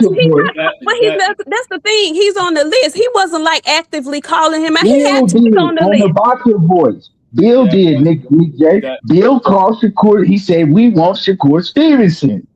And then when they asked him, okay, well, are you willing to do the hydration clause? He kept going around. And you know, Bill ain't gonna really. He kept going around. But you know, Ness is persistent, so Ness kept on him. And then he said, "No, ain't no rehydration clause. Ain't gonna be no rehydration clause." So that's all I'm saying. So what I'm saying is, if I hear Shakur come out of here, and I've said this before, right? Before he went back on his word with Conor Benn and started asking for a rehydration clause. I was the Shakur fan that came out, and I posted it on Twitter, and I said, if Shakur willing to fight Conor Benn with no rehydration clause, if that is going to be the case, right, he need to take his ass and fight Devin Haney, right? But he went back on that and he said he thought about it, like Claymore said, and was just like, nah, I ain't fighting none of them dudes unless there's a rehydration clause. So if he's the one getting called out by Devin, well, it's up to Devin to make that fight happen. If it was Shakur calling Devin out, saying that he's willing to come up to 147, well, nah, if you calling that man out, you don't dictate shit. And as far as the Ryan Garcia, right, and I'm gonna land the plane right now. As far as the Ryan Garcia thing goes, I agree with you, right? But the reason I said 12 weeks, because that's 3 months of testing, random testing, right? 3 months is like the max time to where they know nothing's in your system. If you're testing for 3 months, you can't, whatever he on before that 3 months, after that 3 months, that shit don't have, it's null and void. That ain't true. 12 weeks of testing. Yes, it is. No, it's not. 12 weeks of testing, you don't have shit in your system no more. You might not have it in your system, but if you've been training with it, you still gonna have some remnants of that shit in your body. Not if you cut off, and not if you cut off 3 months. Cycling. It's called cycling, brother. Cycling. You're cycling. Come on, Keon. Yeah, listen, bro. If they're working out in the gym on some shit, let's say 6-7 months ago, all those gains they made is the gains they made. So even though they come off of it, maybe it's not in their system in the fight, but they still were able to make, what's the word they call it? They were still able to hit milestones because of the influence of the drug. Of the drug, basically muscle memory. I know a lot of cats that was on. I know a lot of motherfuckers have been on steroids and all that shit, right? I'm telling you right now, if you get off the shit for 3 months, that shit gonna do worse to your body than it does. That's why Ryan Garcia looked like shit against Rolly. No, he looked like shit against Rolly because he had been off of it a full freaking year. I'm telling you, if you 3 months, if you taking shit, right? If you're taking Ostarine or whatever it is, and you stop taking it for 3 full months, that shit is gonna do more harm to your body than it is good. Trust me. We're gonna get into this whole topic about the drug test. Look, man, Ryan Garcia only popped once. He was doing the entire fight before the Devin Haney fight, testing clean. So that proves he was not cycling on anything. All right. So the guy popped on the day of the rehydration, and after the fight. That was about it. After that, nothing else. So I don't understand why you guys coming with the cycling and all that stuff. But just coming back to that's the one time he got caught. You get caught because if you're getting tested, you're getting tested. He was getting tested just like he is right now. You didn't see them IVs in his arm? Okay. That IV is legally tested because it was pre the fight, and you're allowed to have that. There's nothing wrong. Oh, you're not. When was the last time Ryan fought in New York? Now, as far as the fight goes, Devin Haney's the one who didn't. Devin Haney said, "I want to take care of the little brother before I get at the big brother." Right. Well, no. Yeah, that's because the big brother been pushing the little brother to the front of the line. He don't care which one he gets. Devin Haney was talking about KEYSHAWN, and then he wanted to get Shakur. That's why I say all this gossipy stuff. It just don't matter to me what the hell they say, because they not the bosses, really. Like I said, it's gonna be Turkey. Turkey's gonna want the fight that they're gonna. He's not gonna pay all this money for no shitty ass fight. That's the only thing I agree with you on. Well, come on, man. I mean, first of all, hola, Nikki. First time speaking with you, sweetie. But but I don't believe that. Turkey been already paid for shitty fights, bro. I don't believe that. I don't watch Turkey pay. He ain't gonna, bro. He be paying for 50. Yeah, but more so often he's not. He might have slipped up here and there, but generally speaking, the man's reputation is making the best fights that he can make. You know what I'm saying? I'm with that, but I'm just saying. I don't watch a couple stinkers out there, gang. That's all I'm saying. Happened. Yeah, but they were money fights, were they? The New York situation. Better be than Ryan not a money fight. Is a testimony to that. Skull and Canelo a money fight? Which one? Was Skull and Canelo a money fight? It was a needed fight because they wanted. Yeah, because they wanted to get that belt to build up the bigger fight. Come on, man. Right. That was on purpose. Let me interject real quick and let Coach speak and say something real quick before I get off. We're talking about Haney, Rohan Polanco is sitting pretty at welterweight. It's a shameless, it's a shameless plug. That's my guy. But Top Rank is he's very high on him, and he's cutting no corners. He's pure hunger in his eyes. He don't just fight. He hunts. And I know Devin Haney likes to run. He likes to use the jab. Rohan is a monster. He's a demon at cutting the ring off. Shameless plug, but just want everybody to know who Rohan Polanco is. He's an Olympian. He's a Dominican Olympian and very highly ranked in all the sanctioning bodies. And he's a force to be reckoned with very soon. So, hey, listen, it's a pleasure to be here with you guys, man. You kind of plugged in. He running. You like, I know he like to run. I mean, you kind of plugged that in a little bit. I peeped it. I peeped it. Coach, I was rocking with you too. You know, he got Tiger Johnson problems though. He got Tiger Johnson problems like Coach in that last statement said no lies. That's all I'm gonna say. No, but you know that's part of boxing. Listen, one thing about it, you just got to win, right? And that's all he did with Ramirez. He looked at everybody say he looked at like shit. He fought. He trained for Ramirez. He got Ramirez style down. He outboxed him, and then he did his thing against Norman, right? So hopefully we next in the near future, and he gonna have to fight his ass off with Polanco. Hey, appreciate you guys, man. Peace, blessings. Thanks, Coach. Appreciate having you up here, man. Yes, sir. Salute. Yeah, man. It is. Coach is always going to be, shout out to Coach Hector Bermudez, man. And yeah, guys, follow Rohan Polanco, man. The Dominican, you know what I'm saying? That's his trainer, obviously. You know what I'm saying? So want to see Rohan getting some good situations, and Yoenli Hernandez and all those guys over there in Coach's stable of fighters. But yeah, man. Listen, man. The conversation's been a great one. It's still a good one. We're still going to continue to talk. Hey, man, the Shakur Devin conversation is always going to be that kind of conversation until these guys fight. But I think there's going to be some patience. There's going to be some reality. Shakur's not going to move the wrong way. That's going to hurt him, and neither is Devin. Devin's not going to move in a way that's going to hurt him. He's already done that. He's in another chapter in his career. He's not doing the cutting weight and rehydration clauses and compromising his physical, stature. He's not doing that no more. And I don't think he should. Okay. But that being said, I still need to see what is Devin finna shake. What fight is he finna make? I was just about to ask you, Clay. Because Shakur started. This is the first beginning of the year. He started off the year hot. I'm gonna give him that. Now, what is it that you think Devin can do to take back this year? You think in 2020? Because I like that when you start off the top of the year, that's momentum. I can't help that for Shakur because I heard you say momentum. He's got momentum, but he don't got leverage. So, what does Devin do to snatch the quote unquote momentum from Shakur then by the end of 2026? I don't think they're different. They're different. Xander. Hell no. If Devin can beat KEYSHAWN, that's all the more. I don't think he beat KEYSHAWN though, but that's a whole different story. But fight KEYSHAWN. If he can beat KEYSHAWN, that's all the momentum you need.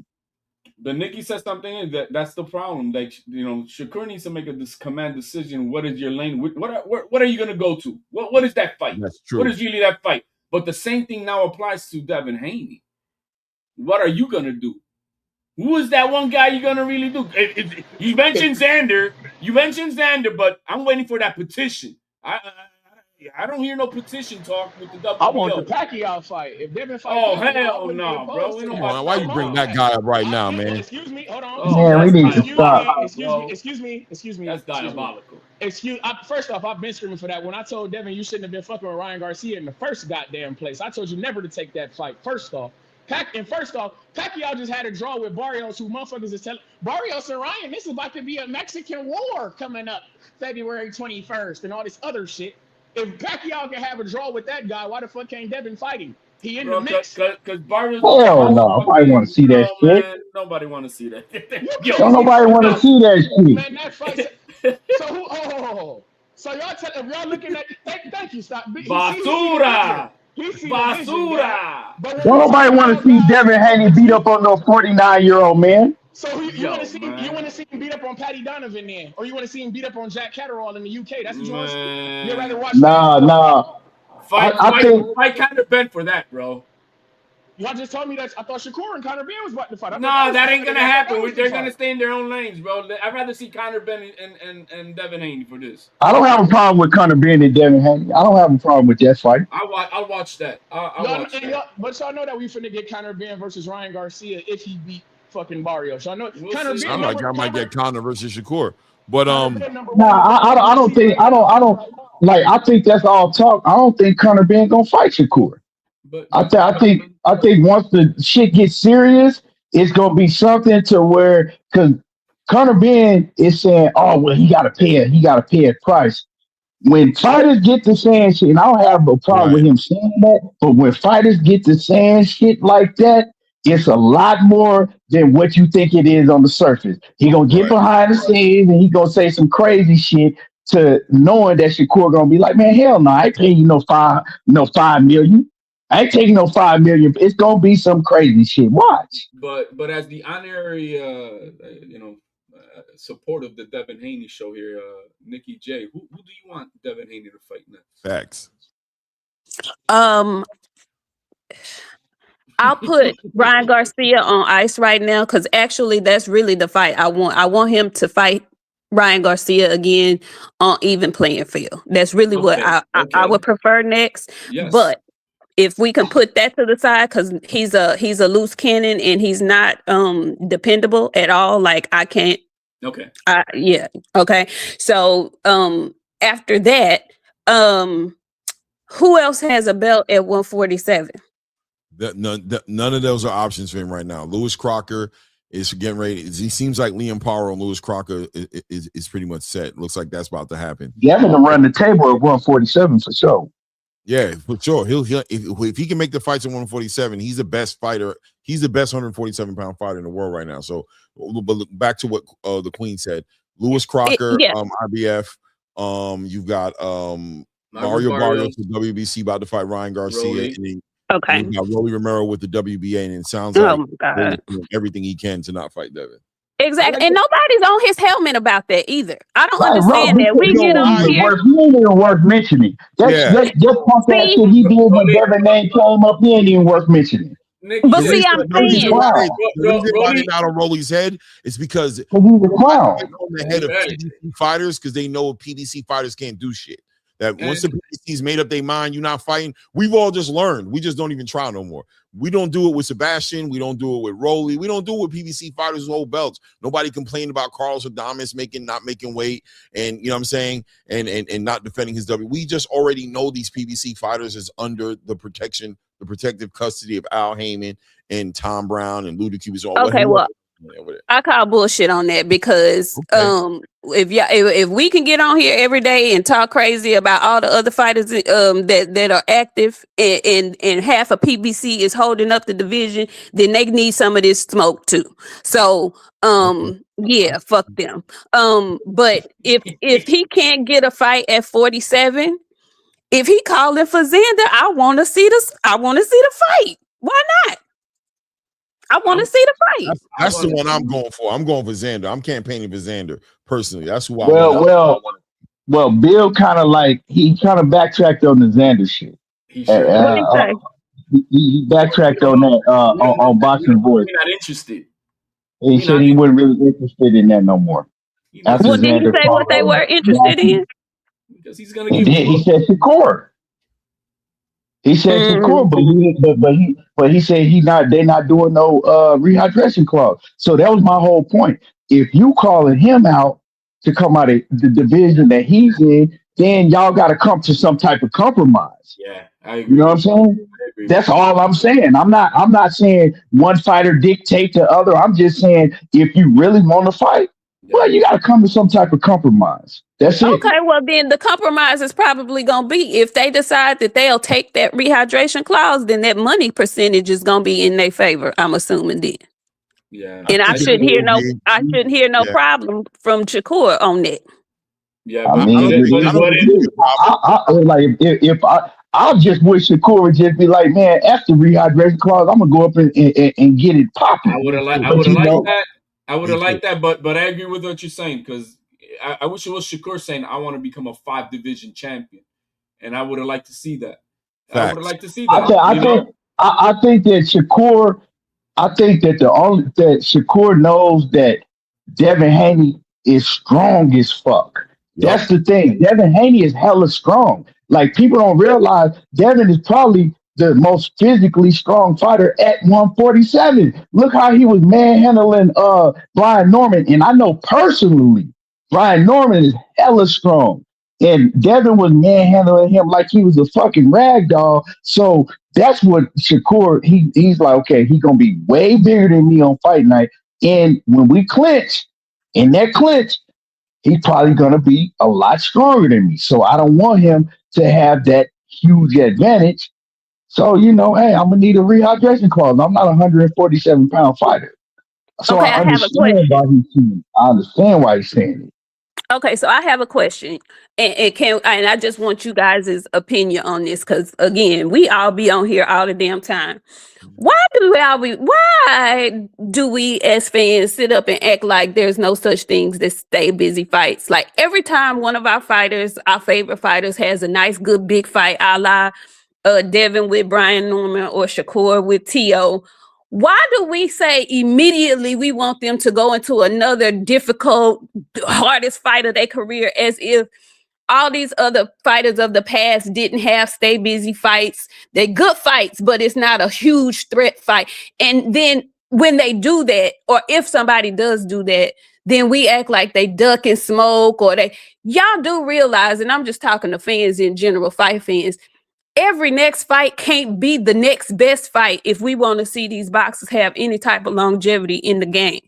We cannot act like they don't get a chance to have a stay busy fight, a stay active fight that's not the hardest fight of their career. So I want us to take that into consideration when we be on these panels talking that shit all the time. Like, dude, some people get a chance to have a stay busy fight just to stay active and not be a championship caliber fight. If Devin's not going to fight somebody that we want to see him fight, I wouldn't mind him fighting Tiger Johnson. They got a great story. I was going to ask you about Tiger. What you thought about that? I agree with what she's saying 100, but I was literally going to bring that up. I agree too, but why does it happen though? Why does it happen? Because the money they want. No, man, because they yapping. They're the ones who are yapping, mentioning names out there. They're the ones putting that out there. So but that's because we put that kind of pressure on them. No, who do you fight next? Who do you fight next? Man, no. Yes, that's the question that they ask next. Because then when they say, I'm going to go back to my team and we going to think about it and we come to the drawing board, we talking shit. Why they didn't call nobody out? He didn't even call him out. He ducking him. That's what we do as fans. Yes, we do.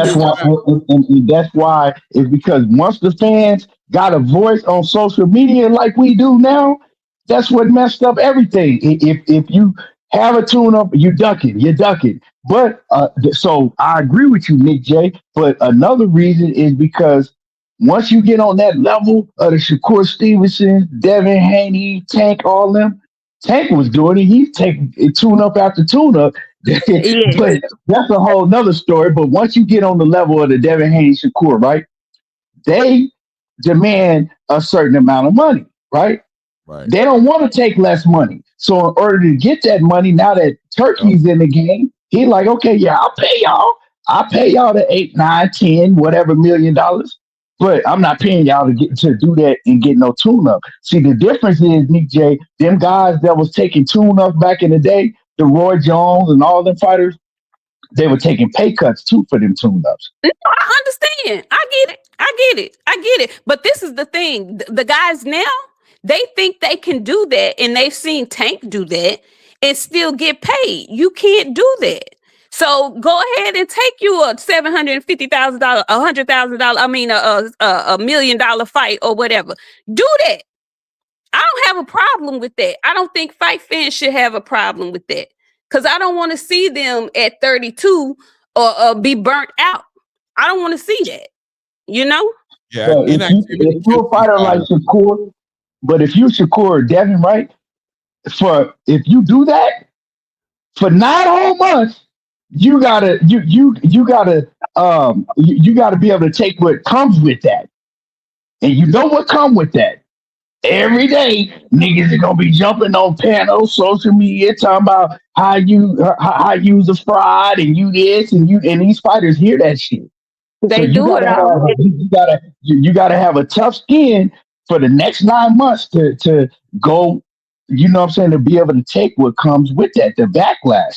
Motherfuckers that ain't never been in the ring is sitting Well, up talking about you 24 hours, and everybody is gonna dog you. It did the well, fighter back in the day, they didn't have to go through that. they did. Well, it's about to get interesting now because, like we all agree, basically all the fighters that we want to see fight, they have some type of connection with in this weight class anyway. In these lower weight classes, they have the connection to Turkey. So we are in, and I've been saying it for the last year and a half. Boxing is in transition, so we're about to see what's finna happen because if he putting up the money, then it's gonna be somebody that we want to see them fight. So either they gonna not take the fight and get the backlash, or they gonna have to let their nuts hang and go get that money and go take that fight. So either way, we should be entertained in 2026. Big facts. Yeah, but it don't matter. Certain fighters, it don't matter who you fight. People still gonna talk shit. When when Shakur took the T.O. fight, people said he was ducking everybody. You know what I'm saying? No, I didn't hear that. I didn't hear that. I was hearing it. I was hearing it. Yo, what channel were you on that you heard that? I don't think He heard it from me. He heard it from me because I was saying it. Shakur, you said he done too. Yeah, excuse me. Why the fuck are you going up to a division to fight a guy with losses when every single champion at 135 is undefeated? I was screaming for him to fight Mordecai, and I wanted him to fight Mordecai. What? Excuse me. Everybody and their mother, everybody and their mother is saying all of a sudden Shakur need to fight Raymond Mordecai because he beat Andy Cruz. I was saying that way before. Fight Mordecai.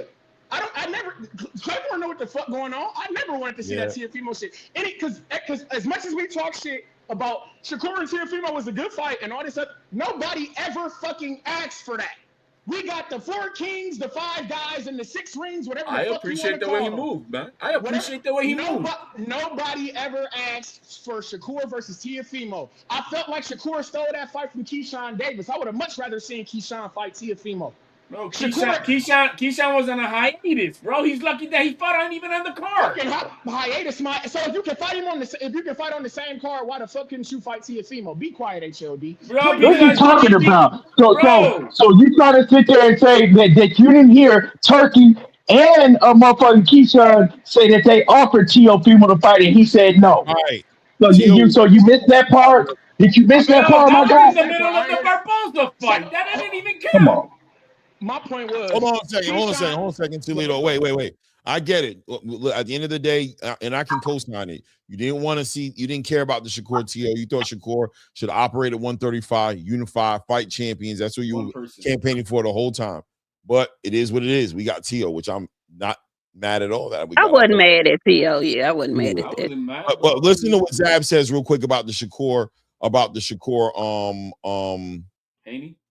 Haney fight, and this is Zab. We already know the close relationship he has with Haney. He's his godfather, right? But he's gonna keep it 100, right? Watch. Corey and Devin, master boxers.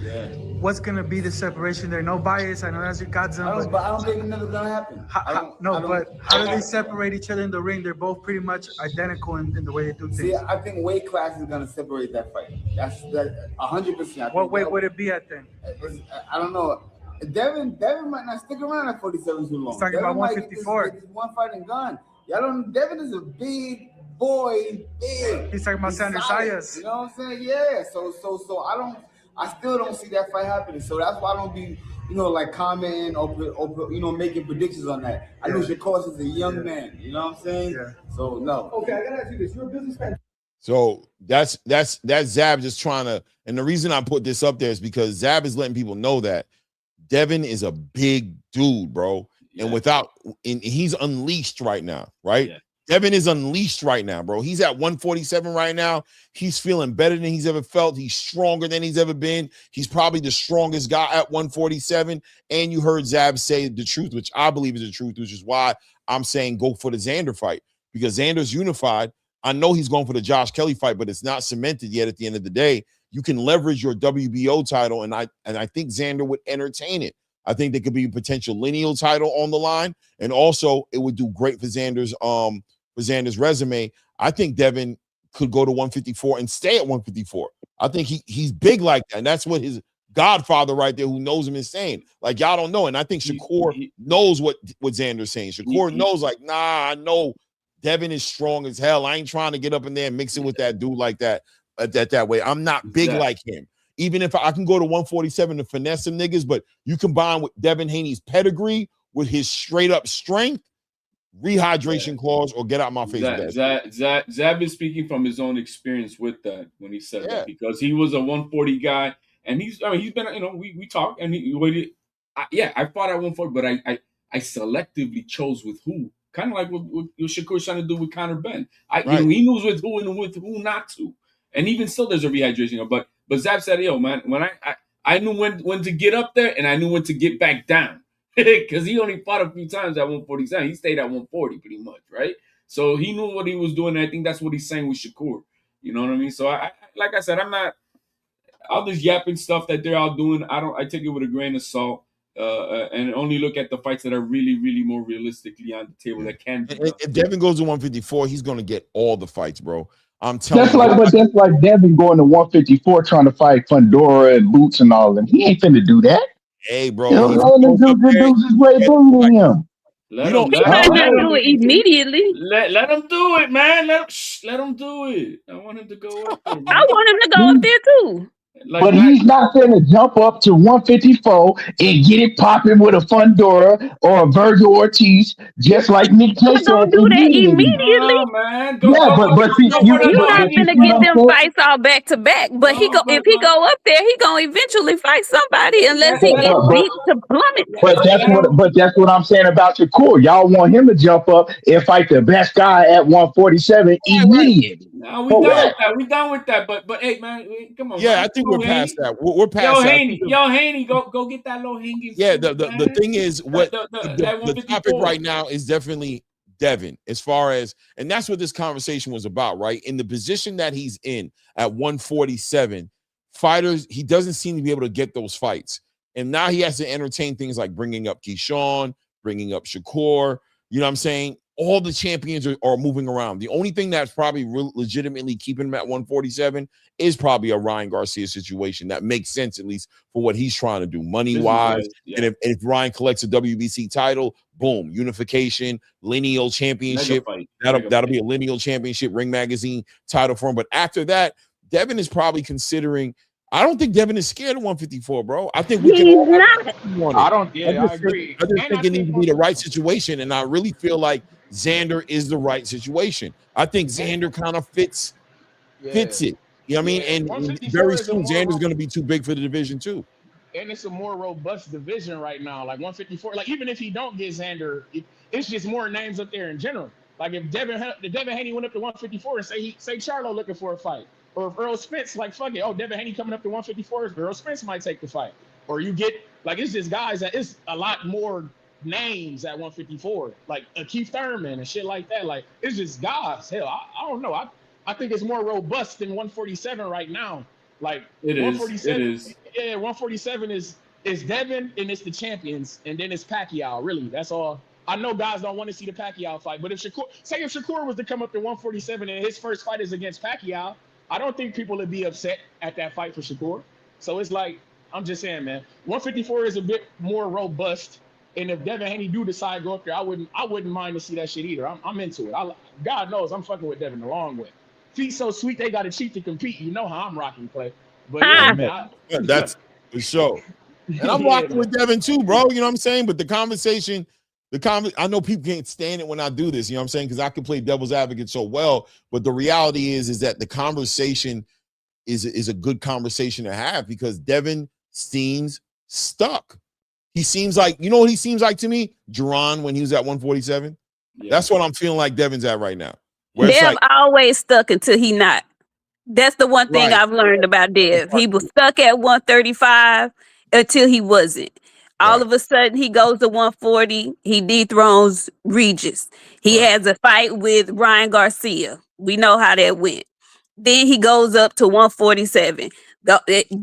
Took a year off. He fought Ramirez. We let that slide. Ramirez wasn't like somebody we wanted to see him fight, but we let him get a get back fight. Cool. Then out of nowhere, here come Brian Norman Jr. Dev gonna get a fight. I ain't even worried about that at this point. Him and Bill have shown that when he want to fight somebody, he gonna fight him. So I'm not even concerned about that at this point. Make sure of that.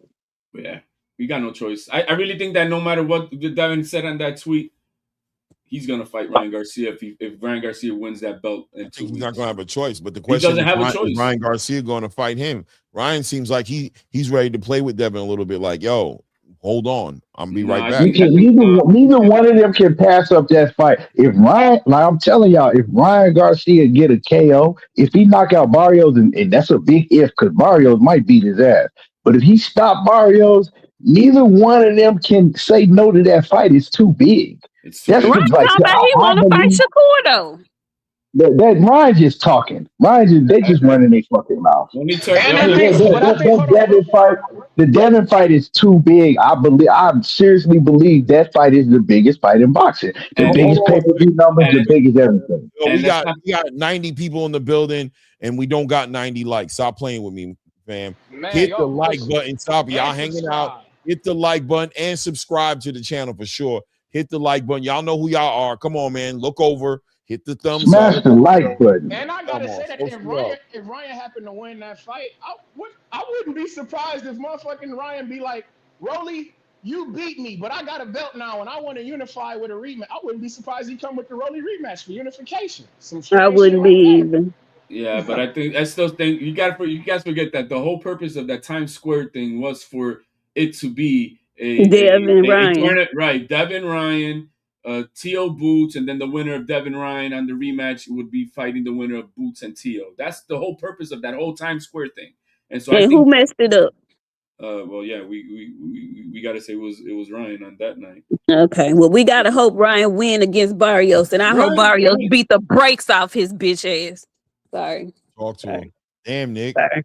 Ooh, the queen. I can't stand him. I can't. It's a lot of people that I don't like in boxing, but I like it. But I try to give them chance. Like I try to do boxers. I give them 3 months in the doghouse if they do some ignorant shit.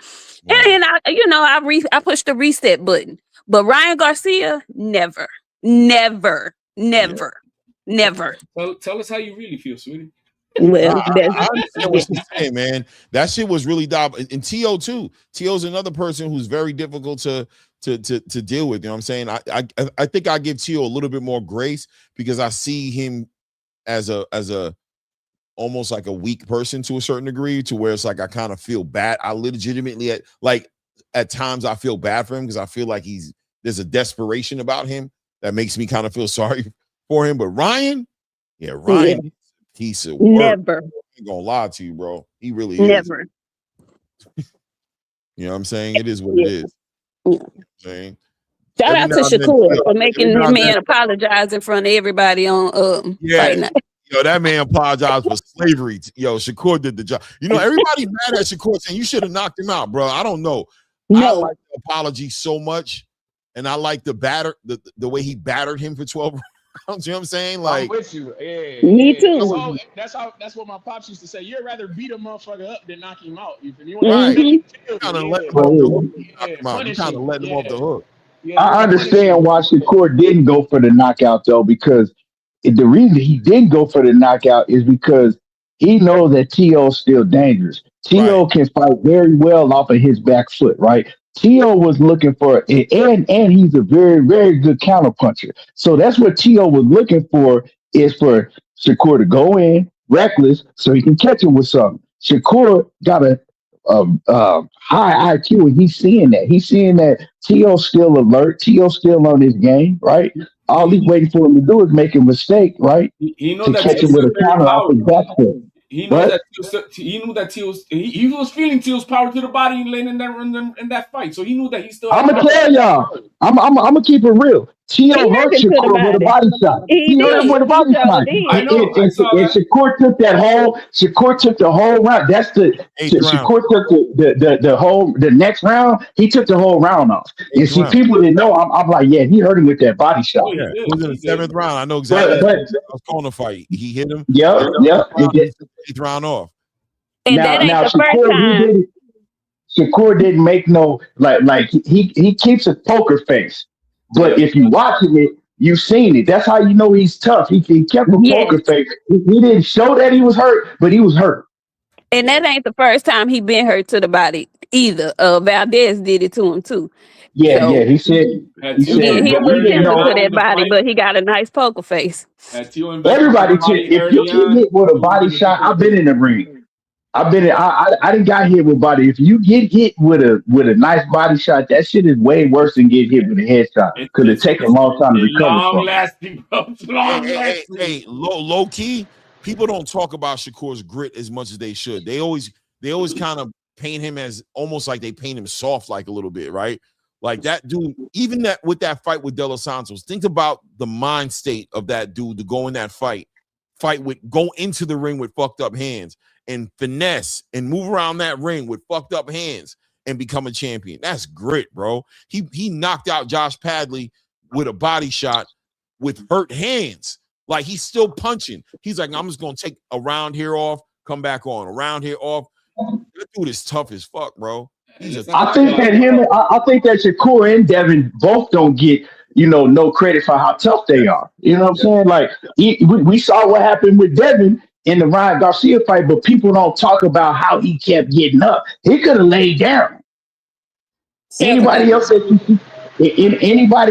you see get hit with them shots from Ryan Garcia, he was getting hit with, they all lay down. Devin is tough. And Shakur said that himself.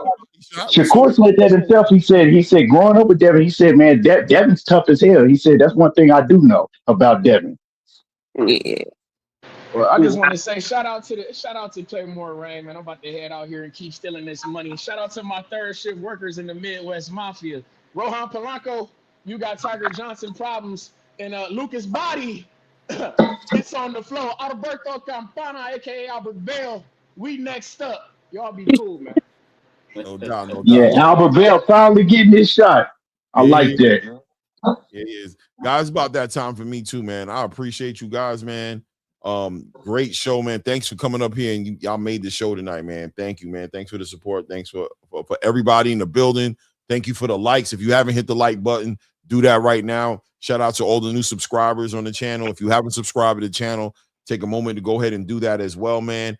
It is what it is, man. Hey, man, real quick, 154, face of 154. El Boricua. Xander, bro. It's Xander, man. I didn't get the Queen. Queen, what do you think about 154? Who's the face? Oh, man. Right now, I feel like there is no face, and I'm completely torn down the middle. I love Xander, and I love Fondura. So, to me, that is the fight to make at 54. I know everybody talking about Boots and Virgil and all of that. And maybe once they get their stuff ironed out. But right now, to me, it's a toss-up between Xander and Fondura. And depending on how Fondura... We lost you. We lost you. We lost you, Queen. I'm sorry. Okay. Are you back? I'm back. Am I back? Yeah, you're back. I hear you. Yeah, go ahead. Okay, I'm sorry. So I said it depends on what Fondura does this week, next weekend. If he goes in there and he lays Keith Thurman out, then we're gonna be back at square one because it will be a prisoner of the moment. Right now, it feels like it's Xander because of what he just did, being on the Super Bowl stage and beating Baru. But if Fondura goes in there and does Keith Thurman dirty, to me, it's a 50. They both it's split. I can't pick one at that point. I was about to ask you. Yeah, I don't think Fondura. I love them both. You think it's Fondura? I don't think Fondura I think Fondura is the most dangerous fighter out of all of them, but I think that I don't think that Fondura has that charisma. Yeah, that charisma. You know what I'm saying? To ever be a superstar. I think that Fedora is always gonna be that fighter that only hardcore fans know. Well, see, I don't. This is the thing. He not gonna only be the one that hardcore fans know because of his size. Like if he wasn't so awkward for the division, then I could see you saying that. He can be a hermit and not say much. But if he go in that ring and he put on a performance, if he lay Keith Thurman out, everybody's gonna be talking about Sebastian Fundora because Keith Thurman is a name. That's the thing. Xander doesn't have that yet. And see, it's only going to take for Fundora to get back in the ring for people to remember how bad he did Tim Zoo and how bad he did Lubin. They're going to be like, oh, it's that guy again, that tall, skinny dude. That's him. So it just, if he goes in there and he knocks out Keith Thurman, then it's going to be all about Sebastian Fundora. And then people are going to be, oh, he fighting the same division as Xander. Oh, they need to fight until they see Virgil in boots. And then we'll be having this whole conversation again. But I need Thurman's name on Xander's resume. So let's see what happens, man. Hey, salute to you guys, man. I appreciate you guys. Yo, everybody in the building, like button, subscribe until the next one. It said ATP Combat Media, and you already know at this point. We out.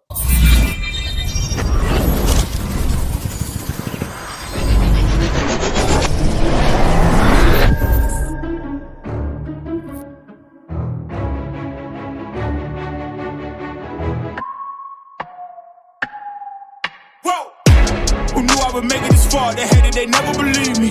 Yeah, I would never drop the ball, I know I make it look easy. Yeah, Mayweather with the defense. I don't care what a critic gotta say, I got them picking up the pieces. That to me, you really playing with your life, I'm about to come and run it all back. I'm the new era, about to snap back, you ain't fitting for it, cause you all cap like. Hold up, I shoot my shot, wait, hold up. I'm really about to run this go up. You know it's all net when it go up. Ain't got no other plans, you don't need to understand, ayy. We on overtime, you don't need to understand, ayy. You just show them how to do it when you don't know what to say. Tell me how you plan to win if you plan to play the same. Moving fast, already gone, yeah, but you bringing me back. Try to double cross me, dog, just let me relax.